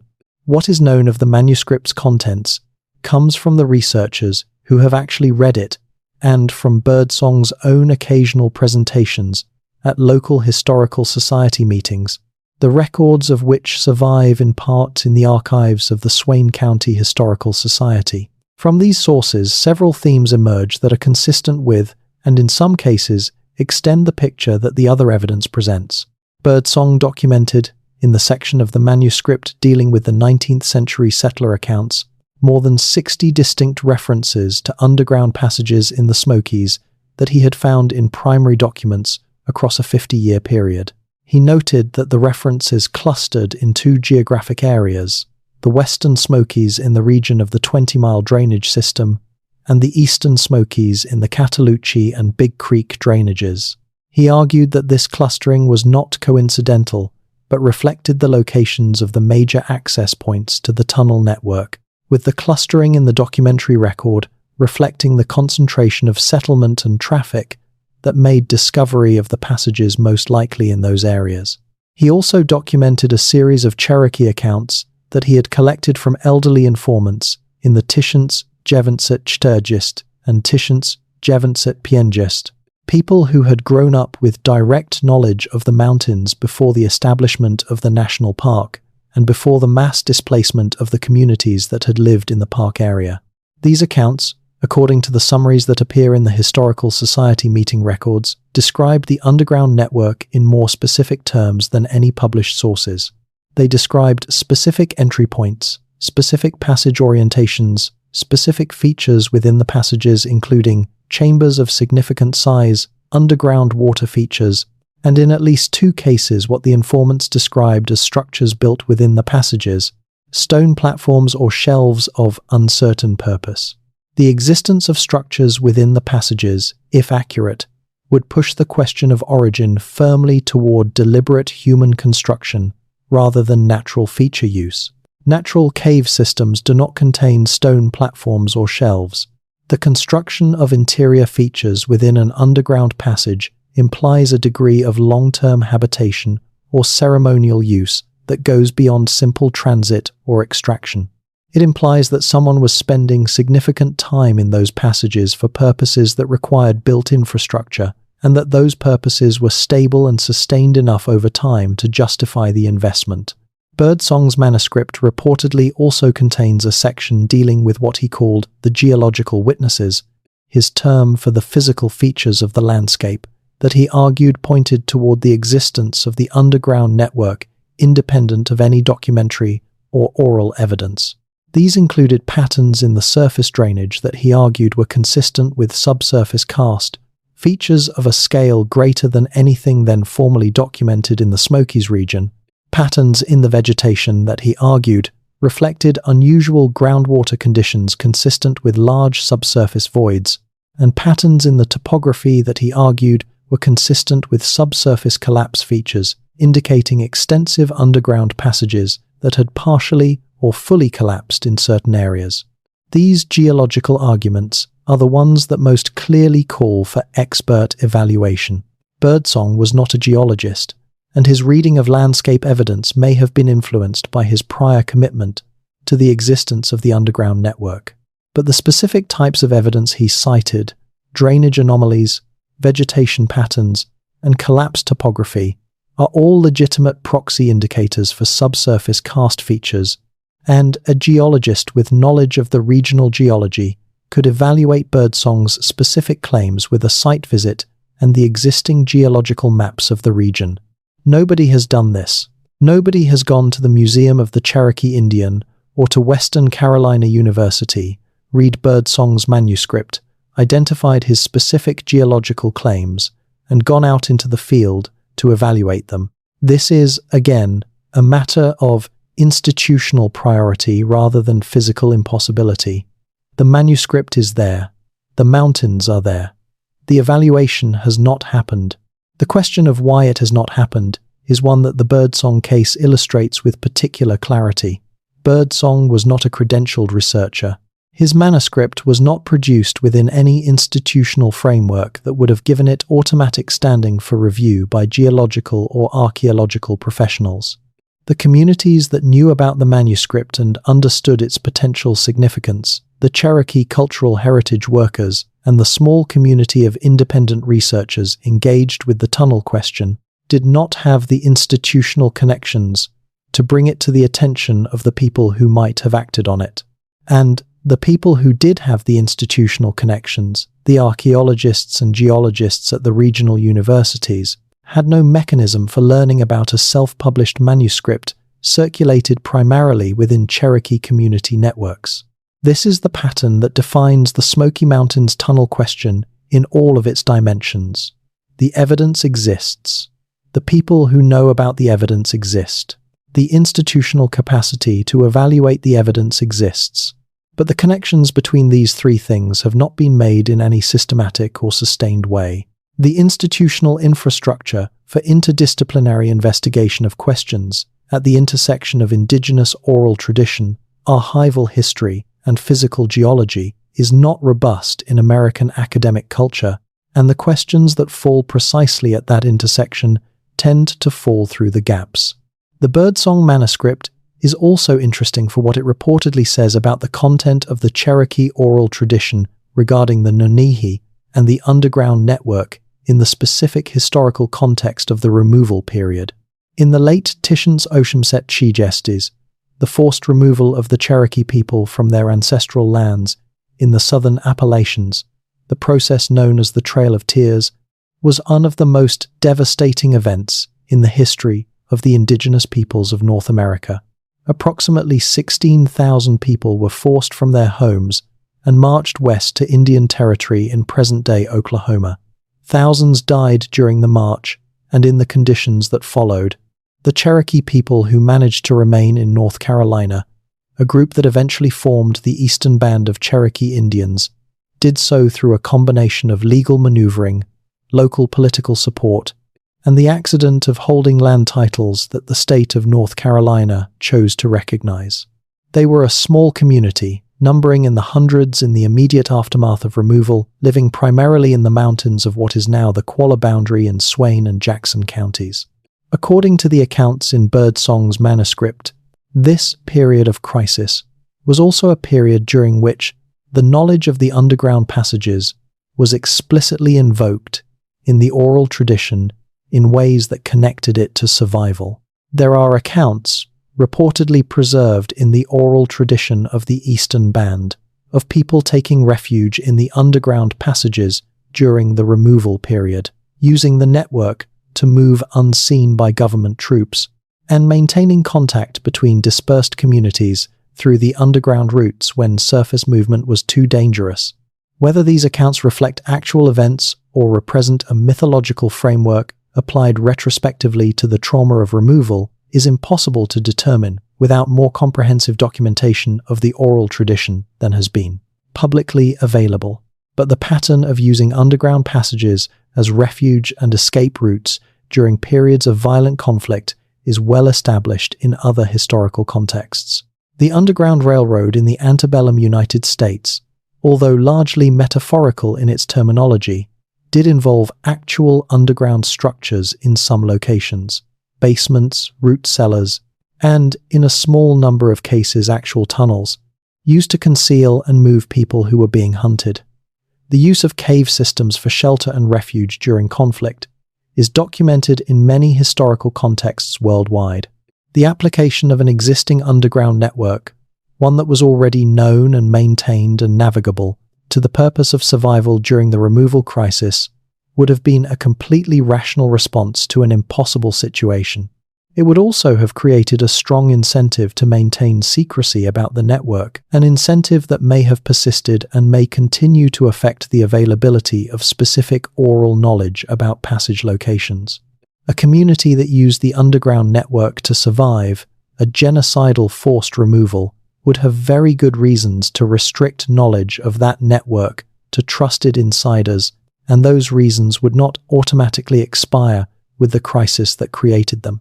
The protection of sacred and sensitive site information within indigenous communities is a legitimate and well-established practice, and the specific circumstances of the removal period would have added strong practical motivations to the existing sacred dimensions of the underground knowledge.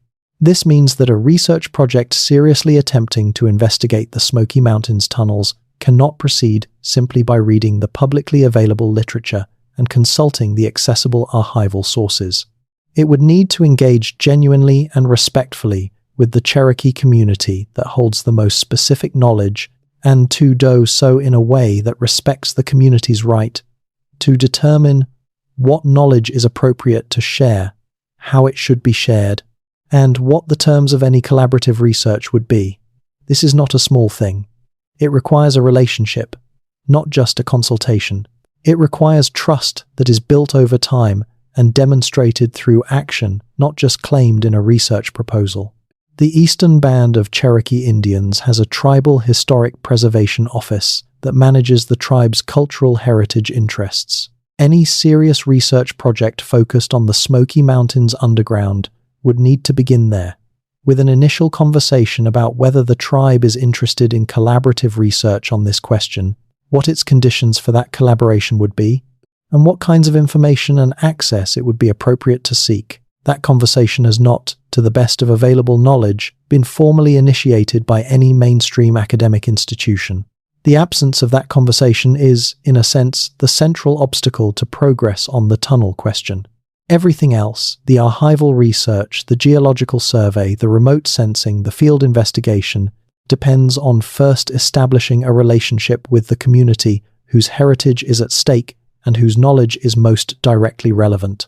And that relationship cannot be established without a genuine commitment to indigenous intellectual sovereignty and to research conducted on terms that the community finds acceptable.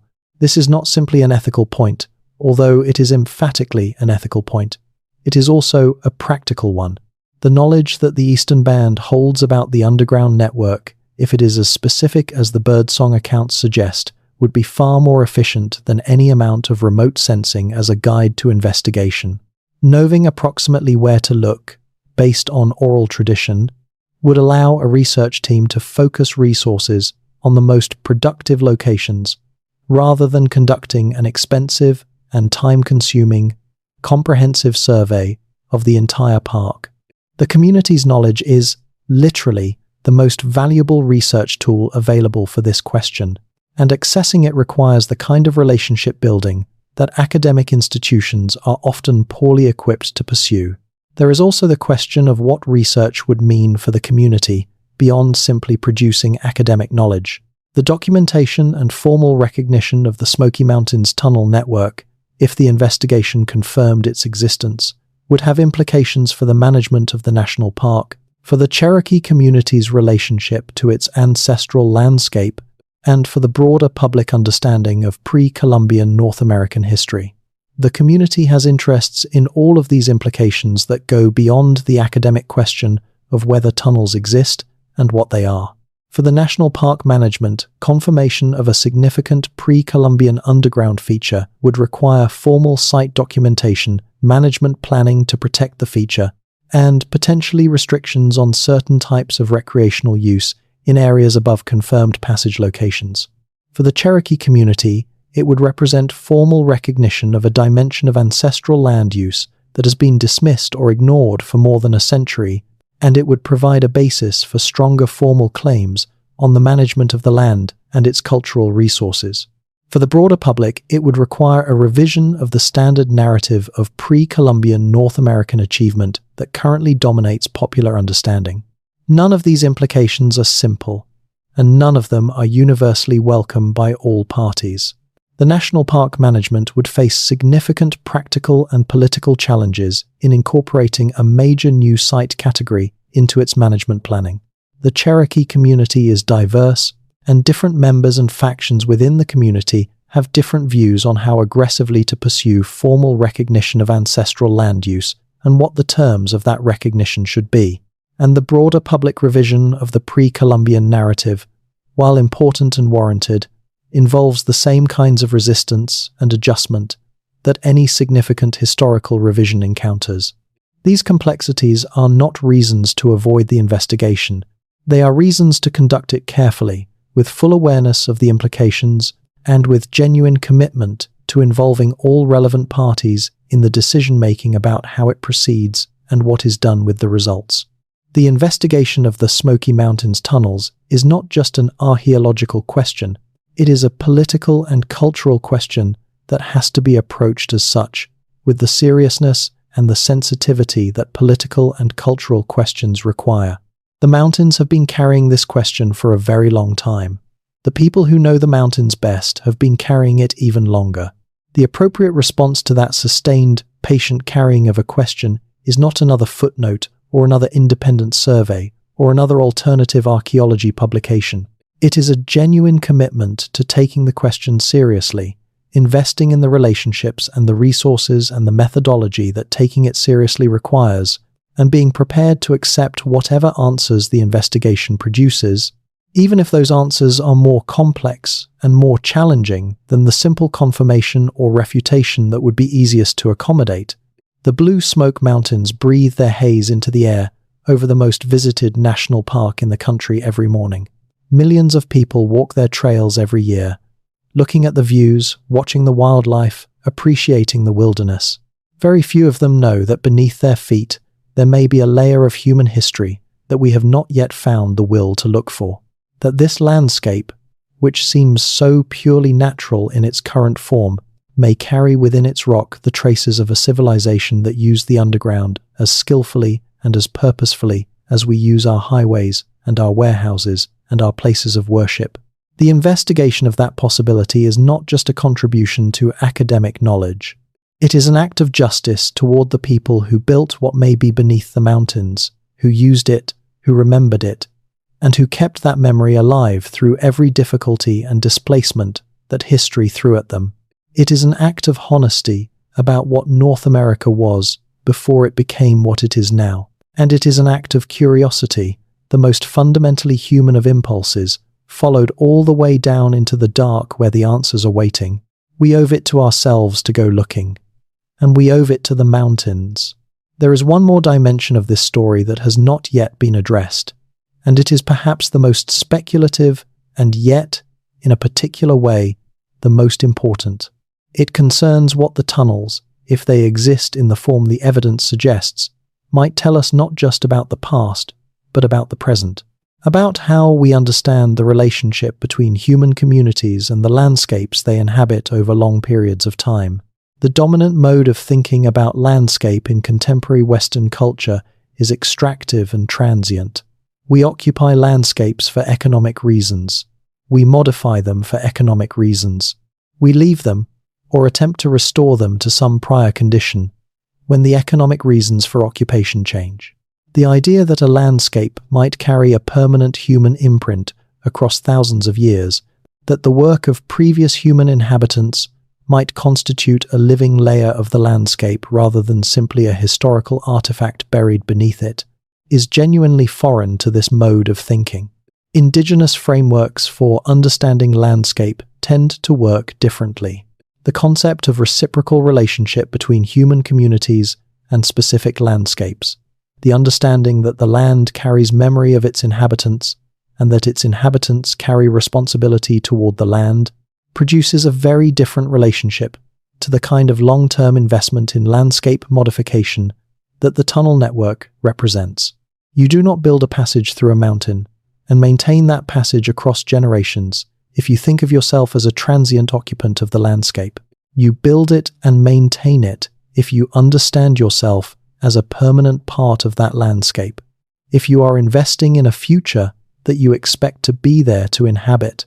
This is not a mystical claim, it is a practical one. The maintenance of complex infrastructure across generations requires the kind of institutional continuity and place-based identity that is characteristic of cultures with deep roots in specific landscapes. Communities that move frequently do not invest in underground passage networks. Communities that expect to remain in place, that understand their identity as bound to a specific geography across time, do invest in that kind of infrastructure because it pays off across the timescale at which they planned. The Cherokee people, before removal, had inhabited the southern Appalachians for at least 1,000 years and probably much longer. Their relationship to that landscape was exactly the kind of deep, permanent, place-based relationship that produces investment in long-term infrastructure. If they built or maintained the underground network, or if their ancestors did, it was because they understood themselves as permanent inhabitants of a permanent landscape, and they were managing that landscape accordingly. The removal destroyed that relationship, or attempted to. It severed the physical connection between the community and its landscape, forcing most of the population west to a different geography. The Eastern Band, by remaining in the mountains, maintained the physical connection, but the disruption of the community, the loss of population, the disruption of knowledge transmission, the trauma of the removal and its aftermath, all of these affected the depth and comprehensiveness of the knowledge that could be maintained and transmitted. The tunnel knowledge, if it was maintained in its most specific form, was maintained by a much smaller community than the one that had originally held it, under conditions of severe stress and displacement. What has survived is probably incomplete. The most specific knowledge of passage locations, of the interior features of the network, of the ceremonial protocols associated with its use, may have been lost in the disruption of the removal period, or in the subsequent generations of poverty and marginalization that the community endured. What survives is the framework, the knowledge that the network exists, the understanding of its general geography, the traditions associated with it, and the sense of its significance. The details are harder to access, and may, in some cases, no longer be accessible at all. This is another form of the loss that the removal and its aftermath represented. Not just the loss of land and lives and physical community, but the loss of specific knowledge about that land, knowledge that was not recorded in any form that survived the disruption, and that therefore exists now only in whatever fragments were successfully transmitted through the difficult years that followed.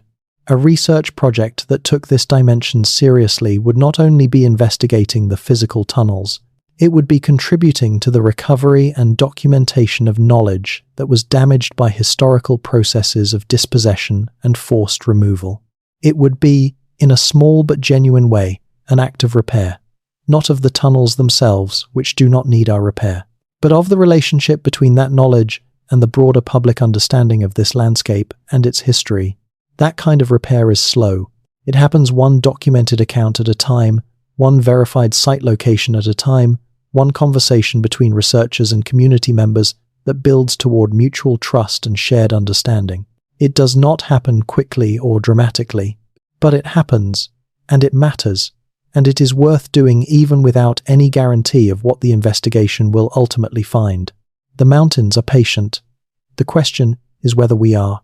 There is a particular kind of knowledge that lives at the edge of the sayable, not because it is mystical or beyond language, but because the institutional structures that translate experience into publicly recognized fact have not yet been applied to it. The knowledge exists. The people who hold it exist. The evidence that supports it exists. But the machinery that would take all of that and produce a peer-reviewed publication, a formal site report, a revision to the standard textbooks, has not engaged. And so the knowledge lives in the place that it has always lived, in the oral tradition of people who have been here for a very long time, in the marginal notes of surveyors and settlers who saw something they could not categorize, In the private archives of people like Birdsong, who spent their lives paying attention to what the institutions were not paying attention to, in the pattern of converging evidence that no single discipline has been assigned the task of evaluating, there is no more fitting repository, perhaps, for the knowledge of the Smoky Mountains tunnels than this distributed, informal, stubbornly persistent collection of half-documented accounts and maintained oral tradition. It mirrors, in a way, the network it describes. A system of passages that connects disparate points across a complex terrain, that does not follow the most obvious routes, that requires knowledge and intent to navigate, and that has survived for a very long time despite the absence of institutional maintenance, because the terrain itself supports it, and because the people who know it keep knowing it. The mountains of the southern Appalachians have been inhabited for longer than most of the great civilizations of the ancient world existed. The people who first arrived in these mountains, following the animals and the water and the good stone for tool-making, came before the pyramids of Egypt were built, before the first cities of Mesopotamia were established, before any written language had been invented anywhere in the world. They came into a landscape that was already ancient, and they made it their own, over a period of time so long that every subsequent layer of occupation and modification seems brief by comparison. The Cherokee, who were here when the Europeans arrived, are not the first people of the Smokies. They are the most recent of a long succession of peoples, each of whom left their mark on the landscape, and each of whom passed some portion of their knowledge forward to those who came after. The tunnel network, if it exists in the form the evidence suggests, is almost certainly older than the Cherokee occupation of the region. It predates the woodland period cultures that were here before the Cherokee. It may predate the Archaic period cultures that were here before them. It may have been made by people whose names we do not know and will never know, whose languages are lost, whose material culture survives only in scattered stone tools and fire-cracked rock and the barely detectable traces of settlements on the old river terraces. What those people built, if they built it, has outlasted them completely. The tunnels, if they are there, are more durable than any above-ground structure those cultures produced. Stone lasts longer than wood or bark or hide. Underground stone lasts longer than above-ground stone. A well-made passage in metamorphic rock, protected from the erosive forces of weather by being below the surface, could survive essentially intact for 10,000 years or more. The people who built it are gone. The language in which they discussed it is gone. The culture that maintained it and gave it meaning is gone, replaced by successor cultures that inherited the landscape and some of the knowledge, but not all of the context. And yet the thing itself persists, if it persists, in the dark and the quiet beneath the mountains. This is one of the most vertiginous aspects of the deep history of any landscape. The physical traces of very ancient human activity can survive when virtually everything else associated with that activity has been lost. The stone points of Paleo-Indian hunters made 13,000 years ago survive in sediment layers where every organic trace of the people who made them has long since decomposed. Ancient hearths, preserved in the same sediment layers, still contain the charcoal of fires that were kindled by people whose genetics we can now read from ancient DNA, but whose individual stories we will never know. Underground passages, cut or modified in hard metamorphic rock, would similarly survive long after every other trace of the people who made them had been consumed by time and chemistry, and the relentless biological recycling that characterizes the living forest of the Smokies. To encounter such a thing, if you were to encounter it, would be a strange and sobering experience. To stand in a passage cut by hands that have been dust for 10,000 years, to feel the walls that those hands smoothed and shaped, to be in a space that has been in continuous existence since before the invention of writing, before the founding of any city, before any of the historical narratives that frame our understanding of the human past had their beginning. That would be a different kind of encounter with history than anything a museum or a book can offer. It would also be a responsibility. The discovery and documentation of such a place would require decisions about access and protection and interpretation that would have profound implications for the landscape for the Cherokee community, and for the public understanding of North American history. Those decisions would need to be made carefully and collaboratively, with full recognition of the multiple legitimate interests at stake. The Cherokee community's interest in this knowledge is primary and irreplaceable. This is their heritage, in the deepest and most meaningful sense of that word.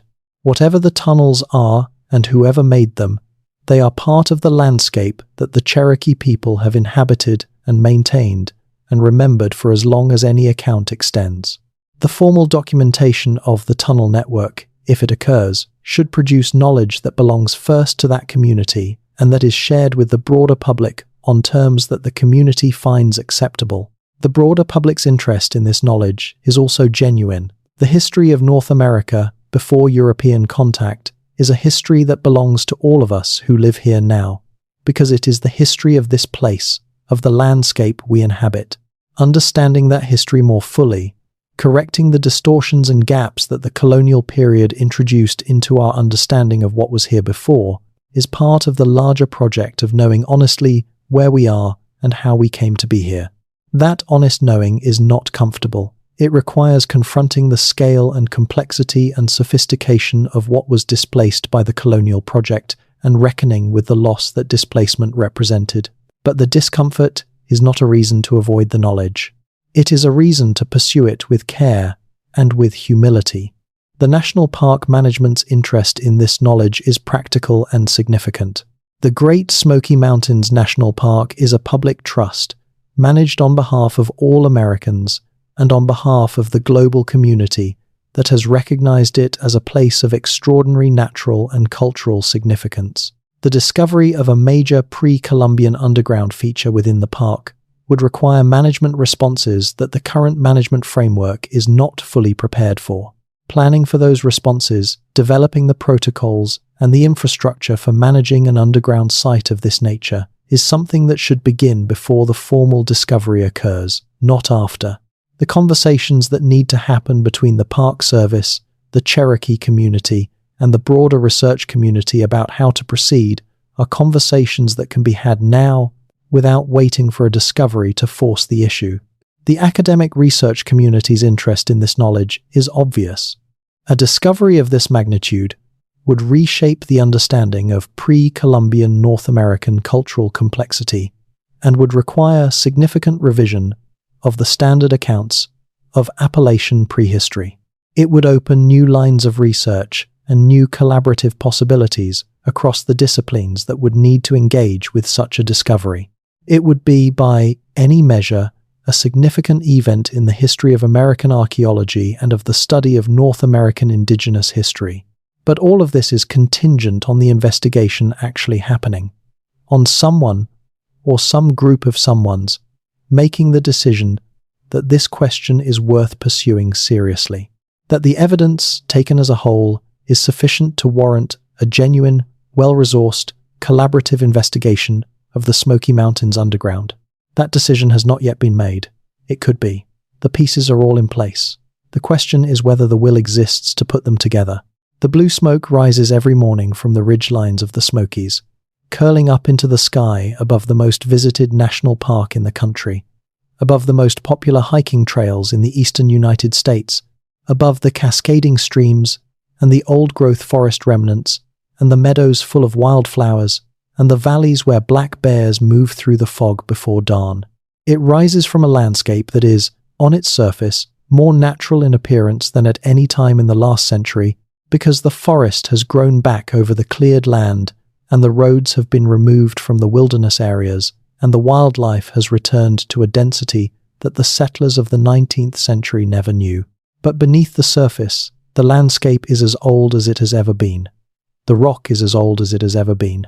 And whatever is in the rock, whatever passages and chambers and worked surfaces and constructed features may exist in the metamorphic core of the oldest mountains in eastern North America, is as old as it has ever been, waiting in the dark with the patience that only ancient stone can possess.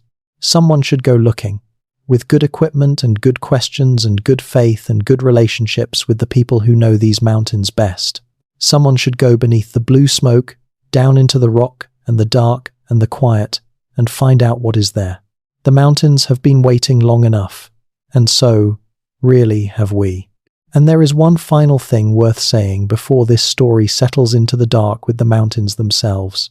The reason that the Smoky Mountains tunnel question matters is not just the tunnels. It is what the tunnel question represents about how we know what we know about the human past, and about the consequences of the gaps in that knowing. Every landscape on this planet has a human history that predates the written record. Every landscape contains traces of human activity that are older than any document, older than any institution, older than any of the categories we use to organize our understanding of the past. Those traces are unevenly distributed in their survival and in their recognition, but they are everywhere. The question of whether we bother to look for them, whether we take the available evidence seriously enough to invest in the investigation, and whether we approach that investigation with enough humility and enough respect for the communities that have maintained knowledge of those traces across generations, is a question that recurs in every landscape. The Smoky Mountains are one place where that recurring question has a particularly well-documented and particularly long-standing body of evidence attached to it. The answer to the question there, whether the investigation happens or not, whether the tunnels are confirmed or not, will say something about the broader capacity of our institutions and our culture to take the deep history of specific landscapes seriously. It will say something about whether we are capable of the kind of attention and investment that recovering lost history requires. That is a high-stakes thing to say about a question that a great many people have never heard of, and that most of those who have heard of it regard as a curiosity at the edge of the mainstream. But the stakes of deep historical knowledge are always high, even when the question seems marginal. How we understand the past shapes how we understand the present. The story we tell about who was here and what they built and what they knew determines what we think is possible and what we think we owe to the landscape and to the communities whose heritage we are, in some sense, all inheriting. The Blue Smoke Mountains breathe their daily haze into the air and hold their secrets in the rock and wait. And somewhere in the oral tradition of the eastern band of Cherokee Indians, in the 400-page typescript in the museum archive, in the unverified observations of independent researchers, in the geological structure of the oldest peaks in eastern North America, the answer to one of the continent's most enduring historical questions rests, patient and present, waiting for the question to finally be asked properly. Ask it, follow it down, see what is there. That is, ultimately, what the mountains are for. One more thing, one more thread that runs through this story, and that deserves a few words before we let it rest. The accounts that appear in the marginal documentary record of the Smoky Mountains tunnels, the surveyor's letters, the settler oral histories, the newspaper items, the geological footnotes, all of them come from people who were surprised by what they found. Surprise is an important signal. It means the encounter did not fit expectations. It means the person describing the encounter was not telling a story they had been primed to tell or that they expected to find. Surprise is evidence of genuine encounter with something genuinely unexpected. The consistency of surprise across accounts that are otherwise varied in their specifics, varied in their locations, their time periods, their observers, and their descriptive details, is another form of the independent convergence that characterizes the Smoky Mountains tunnel evidence as a whole. People who encountered something in the mountains that they could not categorize, who noted it and reported it because it seemed important, even though they had no framework for understanding its importance, who did so without any awareness that other people in other times had encountered the same thing. Those people are the most reliable witnesses in the historical record. They had nothing to gain from their reports. They were not building a case or advancing a theory. They were simply noting what they saw in the margins of other accounts and moving on. Those marginal notes, accumulated across more than 2 centuries, form a picture that is worth taking seriously, not as proof, but as invitation, as the first chapters of a story whose later chapters have not yet been written because no one has yet committed to writing them. The mountains are not going anywhere. The evidence is not going anywhere. The question is not going anywhere. And the people who have been keeping this knowledge alive across generations of difficulty and displacement and institutional neglect are still here, still holding what they know, still waiting for the conversation to become serious enough to be worth having fully.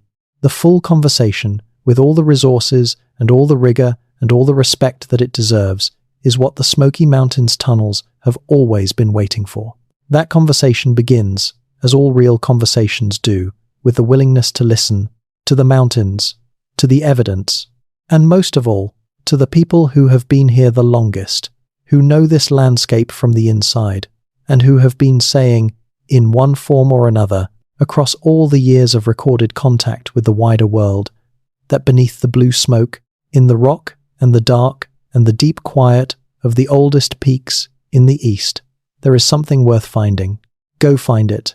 There will come a morning, perhaps not soon, perhaps in the lifetime of someone not yet born, when a team of researchers will walk into the Great Smoky Mountains with the right equipment and the right relationships and the right questions, and they will descend into the rock and return with something that changes how this continent understands itself.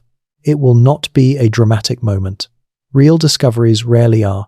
It will be methodical, careful, documented, repeated, verified. It will take years to fully interpret and decades to fully incorporate into the broader understanding of North American prehistory. But it will happen.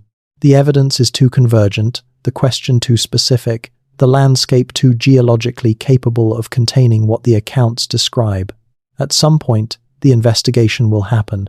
When it does, the people who laid the groundwork for it, the Cherokee elders who maintained the oral tradition through the worst years of removal and its aftermath, the marginal note-takers of the 19th century who wrote down what they saw without knowing why it mattered, the independent researchers who pursued the question without institutional support, the birdsongs of the world who spent their lives at the intersection of things that were not supposed to connect. All of them will be part of how the discovery was eventually made. The story of how the Smoky Mountains tunnels were found, whenever it happens, will be a story about patience and persistence and the refusal to let a real question disappear into institutional silence. That is a story worth being part of, in whatever way is available to us. Even if our part is only this, to have listened, to have found the question interesting, to have carried the shape of the mystery forward one more night into the world. There is something quietly radical about refusing to let a question die simply because the institutions responsible for answering it have not yet chosen to engage. The history of human knowledge is full of questions that spent long periods in exactly this condition, acknowledged at the margins, maintained by people outside the mainstream, waiting for the combination of evidence and attention that would eventually bring them into the center. The Smoky Mountains tunnel question has been in that condition for a very long time. The evidence has not diminished with the waiting. If anything, it has grown, as each decade adds more independent accounts, more converging geological argument, more oral tradition documentation, more remote sensing data that points in the same direction. The case grows stronger while the investigation remains unmade. That is an unusual situation and an unstable one. At some point, the weight of evidence will tip something, some researcher or institution or collaborative partnership, toward the decision to look properly. When it does, the long patience of the mountains will finally meet the long patience of the people who have been saying, for generation after generation, that the mountains are worth looking into, not just for the view from the top, but for what lies within, and the mystery beneath them, kept your mind drifting in the right direction. You can tap the like button gently, just a quiet signal that more stories like this would be welcome. Subscribe if you want to keep exploring the hidden histories of the world while you rest. And if you feel awake enough, leave a comment telling me where in the world you are listening from, what time it is, whether there are mountains outside your window, or just the ordinary dark of wherever you are tonight. Every location adds another point to the map of people who are drawn to the same questions in the same quiet hours. That is its own kind of network, its own kind of connection across distance, not so different from the trade routes that crossed the Appalachians thousands of years ago. Rest well. The mountains are still out there, keeping their secrets with patience that outlasts all of us. Good night.